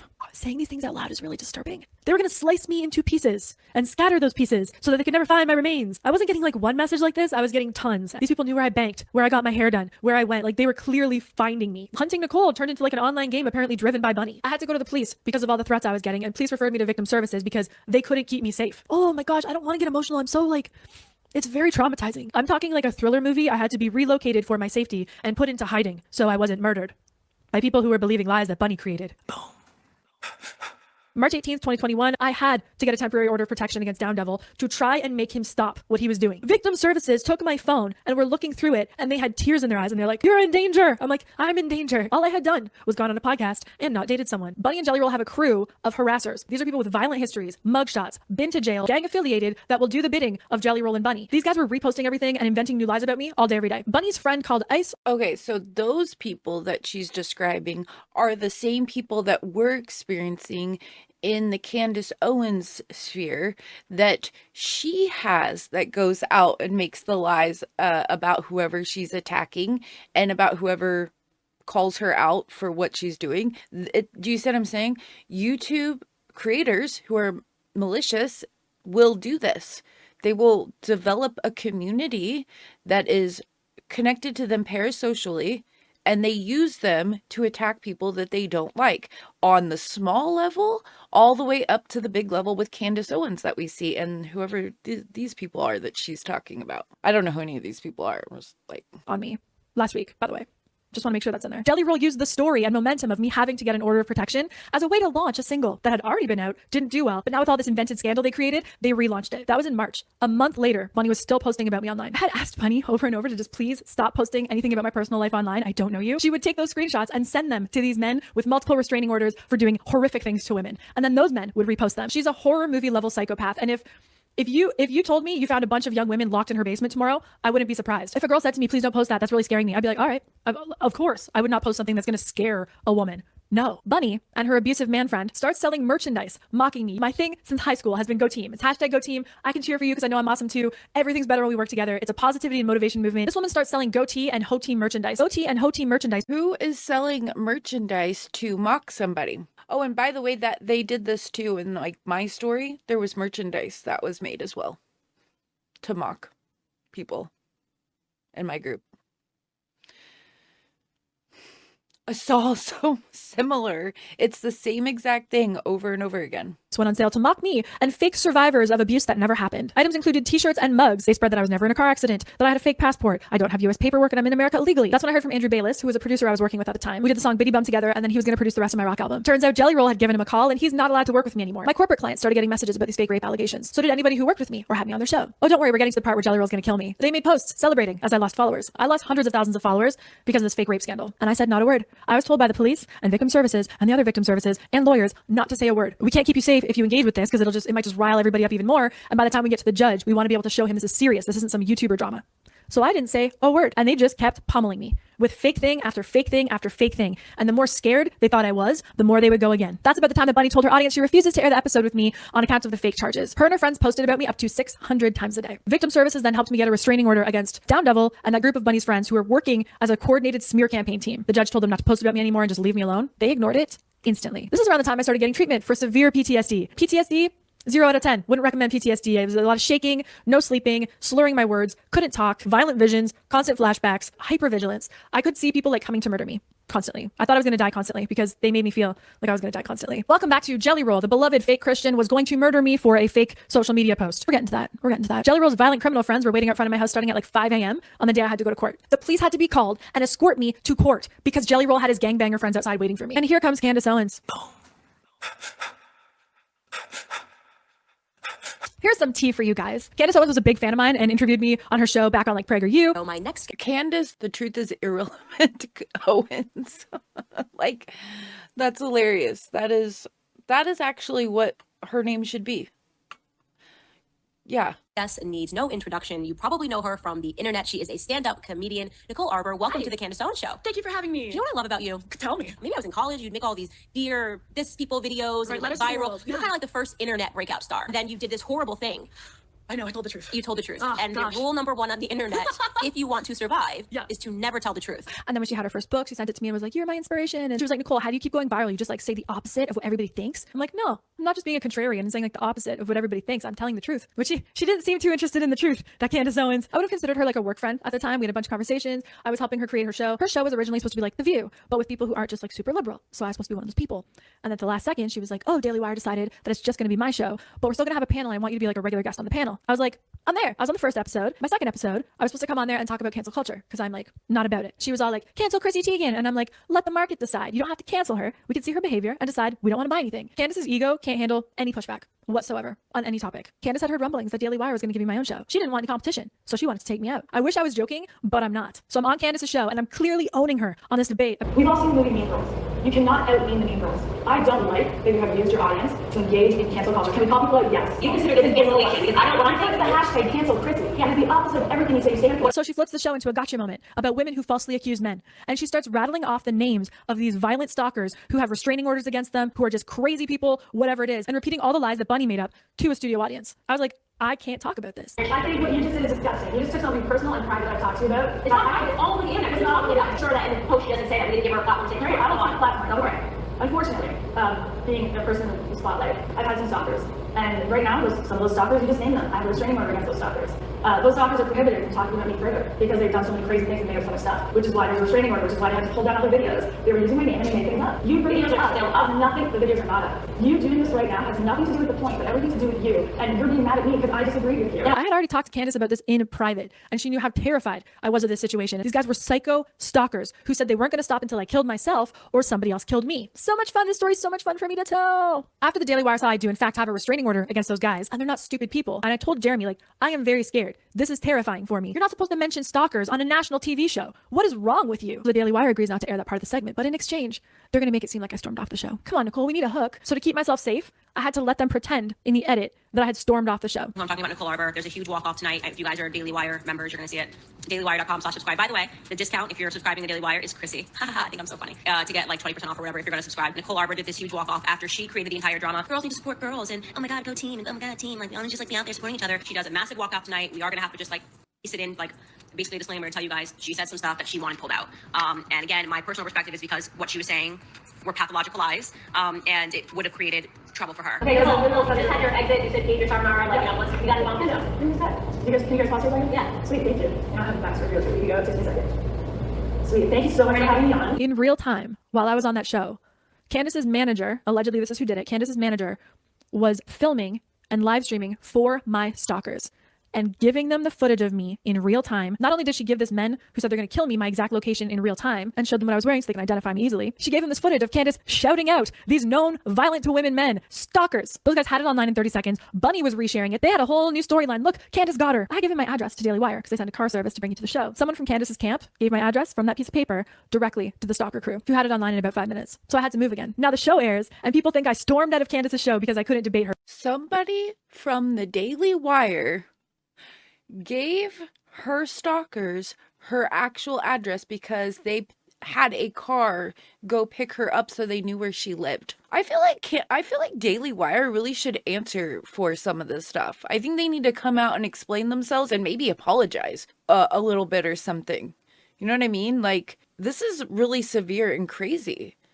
What were they thinking doing stuff like this or allowing this kind of stuff to happen and run rampant in their corporation? Like, that's a terrible idea and just a way to run your business. Which that really pissed me off. That was the time I almost broke and was like, okay, I don't care about the judge. I don't care. I got to tell the truth here. This is insane. I tell the truth for a living. That's how I'm funny. That's what I do. And I couldn't talk. I couldn't say a thing. I had the lawyer messaging me being like, Nicole, don't do it. Nicole, don't do it. I'm like, I'm going to do it. I'm going to do it. When Daily Wire didn't let Candace do that to me on air, she went and did live streams. Good old Candy O did 2 live streams. about him too, and me filing fake rape charges against men. And now added to the story was that the judge threw out the charges. A lot of you guys have been like kind of following, obviously, the whole back forth last week with the whole saga with Nicole Arbour. Very vocal and very passionately against women that false accuse men. First and foremost, because it smears them. And it's not a smear that just lasts a couple of days. It lasts their entire lifetimes. And, you know, there's not a guy that can come up and just say, oh, well, you know, the charges were dropped. People don't go, oh, but why were the charges ever there in the first place? The idea is to make men carry that for the rest of their lives. And women know that when they lie. And by the way, when a woman false accuses a guy, it doesn't just do a disservice to that man. It does a disservice to women everywhere. Except I had never said I was raped, and there never were any charges. And a judge definitely didn't throw them out because none of that ever happened. But Candace now repeated these lies to 10 million people. Outside of Candace being scared that I was going to get my own show on the Daily Wire and then she would be redundant, I was told that Bunny had paid one of those men who stalked and harassed me and posted about me constantly $10,000. I was told that Bunny paid Candace Owens $50,000 to take me out and destroy my career. She was allegedly told to destroy my reputation beyond I completely, like, I just said in the last episode that she could be paid to do stuff like this. That's crazy. repair. And when the Daily Wire wouldn't let her air that, she was super mad because she didn't get her extra payday. So she did it on live streams. And I thought that was really far-fetched until recently. A reporter sent me a video clip of one of Candace's live streams. And who do I see in there? It's Bunny, cheering her on. This wasn't a scheduled live stream. This was an out of the blue live stream. That meant that Bunny knew exactly when she was going to do it to tune in. So now Candace Owens is saying I filed fake rape charges and a judge threw them out. Woke up the police. You don't know why it's happening. You know exactly what's happening. There's been 4 days of someone trying to get their wallet back. At that point, of course, the police officers tell you it's legally considered stolen. And when a woman starts using language like, my life is going to be in danger, I'm scared for my life, like it's about text messages, about a show, you know, that's dangerous rhetoric. And that's why I really wanted to issue that warning to conservatives. Tommy Vext, another person, said that she aggressed him. It's too many people that don't know each other that are telling you the same thing. Big believer that if a woman false accuses you, you should file a report against them. Don't just let it be like, oh, well, I survived that one. Like, she has now dropped the charge because she should drop the charges. I will always use my platform for as long as I have it to stand up for men. All the jobs I still had were suddenly gone. Men that I had previously worked with wouldn't even be alone in a room with me. And that's exactly what Bunny wanted to do. She gets off on torturing women. So my reputation was dead, but I wasn't dead yet. So here comes Jelly Roll. I'm Nicole Arbour, and this is the very true story about how 3-time Grammy-winning Christian country darling of Nashville, Jelly Roll, threatened, stalked me, and planned to kill me, all over some YouTube clickbait rumors that turned out to not be true. Next part coming soon.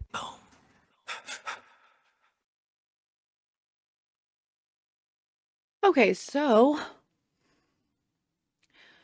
pretty wild, huh?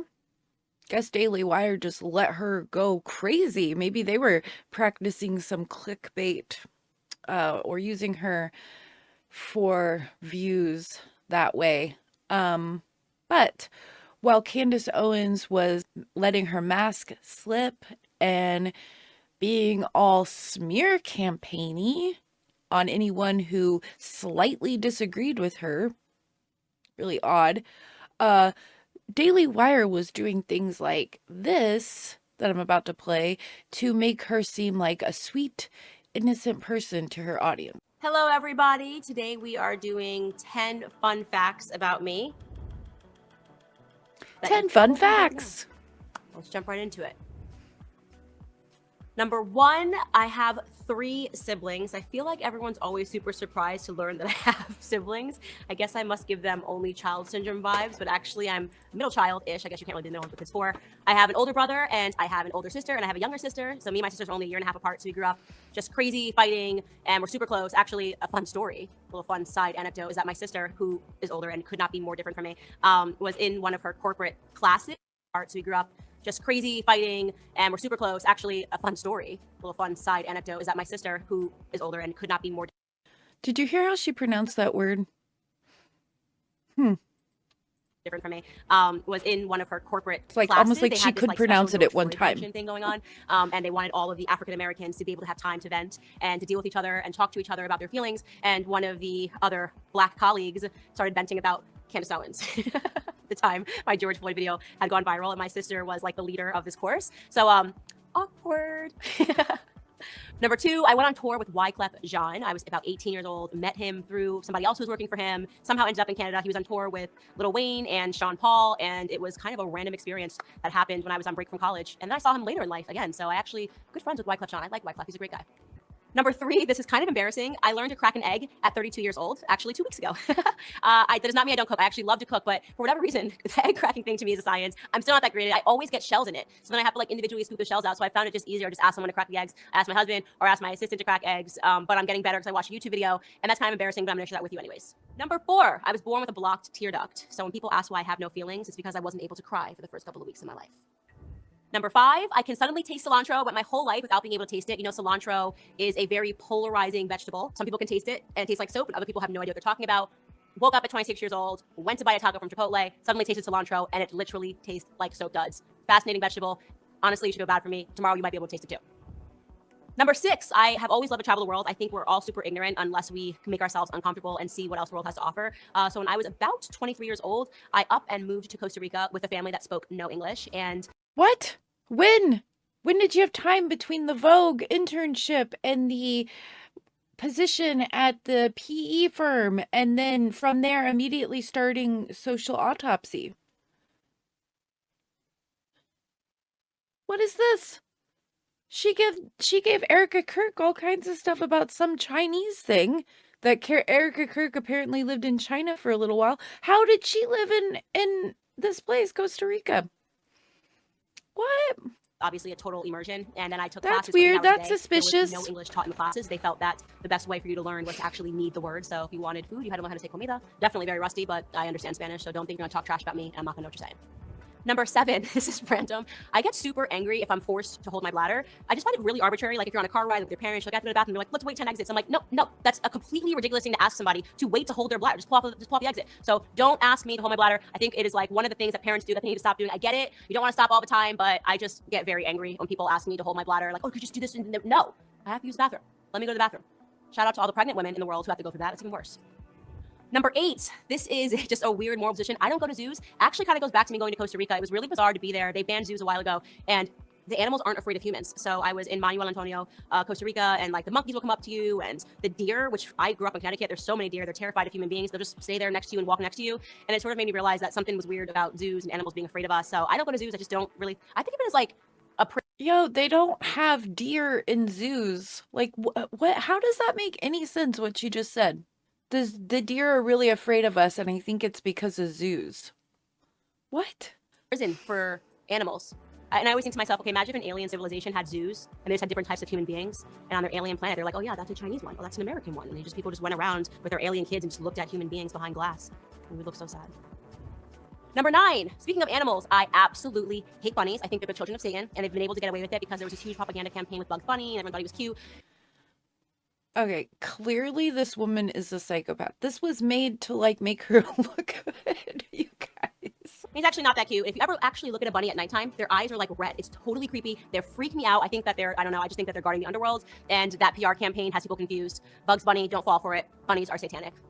And number 10, I would like to reinforce that I really, really, really hate bunnies. That's it, guys. Hope you enjoyed that. Do not ever gift me or my son or any of my future children with rabbits. And then there was this one.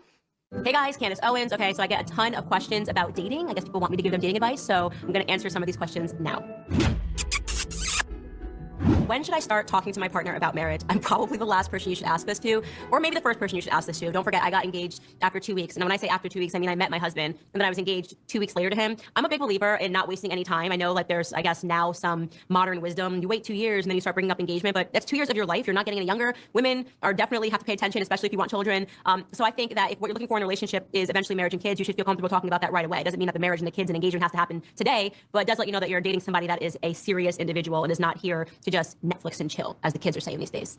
What questions to ask on the first date? How did you know so soon with your husband? Okay, 2 different questions. With my husband, it was really weird. I just looked at his face and I knew I was gonna marry him. It's the most bizarre thing in the entire world. Like it was his face. I don't know if I've seen it in a dream, but I was like, that's my husband. No questions asked. It was like a pull that I can't even explain. It was almost scientific. In terms of questions that you should ask on a first date, definitely figure out what they're looking for. I think that a lot of times men will be quite honest about that. And even if they're not honest to your face, they won't text you after that and just, you know, it'll let you know that they're just kind of looking to play around. So you should ask questions that give you the answers you're looking for. If you're somebody that wants a serious relationship, you should ask that individual, are you looking for a serious relationship? Are you looking to commit, or are you just kind of looking to date around? As I said before, if it's guys that are just looking to date around, it's a total and utter waste of your time. I don't think there's any reason at all for any women in the modern age to stick around with a guy that's not looking for anything serious. What was the worst piece of dating advice that you received, and did you follow it? Oh gosh, well, I feel that anytime you are dealing with women that have this sort of flamboyant, oh, just have fun, just do whatever, like it totally doesn't matter. Like it does matter. It actually does matter. And I think that when I was younger, there was all this encouragement coming from various sources that, like, you know, to be a woman in the modern age means to sleep around, to date, to be like a guy, doesn't matter, you're gonna have no feelings. You will have feelings. I mean, I think, you know, hooking up, dating, cuddling, all of that is inherently something that inspires you to have feelings. Oxytocin, for example, as they call it, the cuddle hormone, that's a real thing. And so when people are trying to tell you that you're gonna outthink that and it's not gonna matter, you can just have a casual relationship with a guy, I think it's the worst piece of advice you can possibly give a young woman. In the end, it just ends up with them being hurt. Where to meet strong conservative man? Not on Instagram. I am not being funny when I say that. I'm always very suspect when guys are very into social media. I think that psychologically, everything that's on the internet is almost like soft porn. It's actually something that I've talked about with my husband, and it's not good if guys are constantly looking at, I guess, advertisements for different women. And I think it's the reason why we have men in the past that seem to be so focused on their families, and men today who kind of feel like, oh, well, look, Tinder, I can just swipe to the left, or I can buy a different brand, as if they're shopping for cars in different makes and different years. So I think that depending on how religious you are, you can definitely meet a good person in church, but in any sort of conservative institution, you know, I know people that like to go to political events tend to find others that are drawn by the same interest, and they find that, oh, hey, we have the same thoughts and ideas by going to a conference or something of that sort. So if you're interested in conservatism, do conservative activities, and you're likely to draw a conservative to yourself. What are your thoughts on saving kissing for marriage? You know, I would say that I would not expect people to save kissing for marriage, but it is funny because me and my husband did not have our first kiss until after we were engaged. So, I mean, post-engagement, but that was just kind of because we got engaged so quickly. But no, I don't think it's a problem for people to be kissing before they're married. I think that's, I don't judge you if you want to wait to kiss until you're married, but I don't think it's a bad thing to kiss someone before you get married. What are your suggestions for a relationship in a rut with a lot of frustrations? My suggestion, and this would actually go back to probably the best piece of dating advice I ever received, was from Bruce Jenner on a very early season of Keeping Up with the Kardashians. He was talking to Kourtney about her rut of a relationship with Scott Disick, and we know how that turned out. And he said, when you're dating somebody, that's as good as it's ever going to get. And what he meant by that was that a lot of people have this idea that your relationship's going to get into a rut, and it's going to be weird, and it's going to be bad. But then once you get married and once you have a kid, it's going to be happily ever after. And so many women kind of hold this perspective. It's like, just as soon as I get the ring, it's going to be better. And that's not true. I think when you're dating, you know, that is kind of the high, the emotional high, the, oh my God, this is amazing. And so if you're starting to see that start to taper off and you're not married yet, you're just in a relationship, I'd pay attention to those signs, because you may not have found that person that you're meant to do life with. Hi, Candace. As a Gen Z, I wonder, where can I find masculine men? You should date a 60-year-old. I'm just kidding. Don't date a 60-year-old. But I understand the predicament that you're in, and it's partially due to this culture that is telling men to be more feminine. It's super frustrating. But they do exist, and actually what you will find is that the more effeminate men exist in these city bubbles, and when you kind of move into the rest of America, you're still going to find the farmers, the ranchers, people that are working with their hands, the construction workers. I mean, the qualitative difference in men from when I lived in New York and lived in DC versus when I moved here to Tennessee, I can't even tell you. Like, it's not even the same ballpark. They're there, probably just not in the cities that a lot of people tend to go into when they're in like college and, you know, at university and things of that nature. Do you keep in touch or follow any exes? Answer to that is absolutely not. I am super conservative when it comes to that. I think when you are a married woman, I'm not about that life of, oh, I'm just friends with my ex. I think if you've ever had a relationship with another man, it's super disrespectful, especially in a marriage, to maintain a relationship. I don't buy any of that, like, we're just friends and yada, yada, yada, but it used to be more. It's just a definite not for me. I seem to be more mature than guys my age, and makes it hard to date and commit. Any tips? I don't know how old you are, but that's very common. Guys take a lot longer to mature than women. Guys kind of have to get that thing out of their system. And I'll tell you a secret, they never really grow up. You gotta see, even the men, when they get together, they turn into little boys. I mean, my husband, and like building himself a man cave, and then hearing the construction workers talk to him, oh, we could put a humidor, oh, it would be so cool, it could be like Batman. Okay, enough of that. Enough of that. Ugh, it's almost like they're trying to, like, you know, paint an image of her, you know? But it's not like we couldn't have known. There were no signs. There were no signs ever with this woman, right? Wrong. There were signs everywhere. And this is one of them, where she literally says exactly what she is. You grew up, your dad was an alcoholic. You said your life wasn't easy. Right. But was it hard?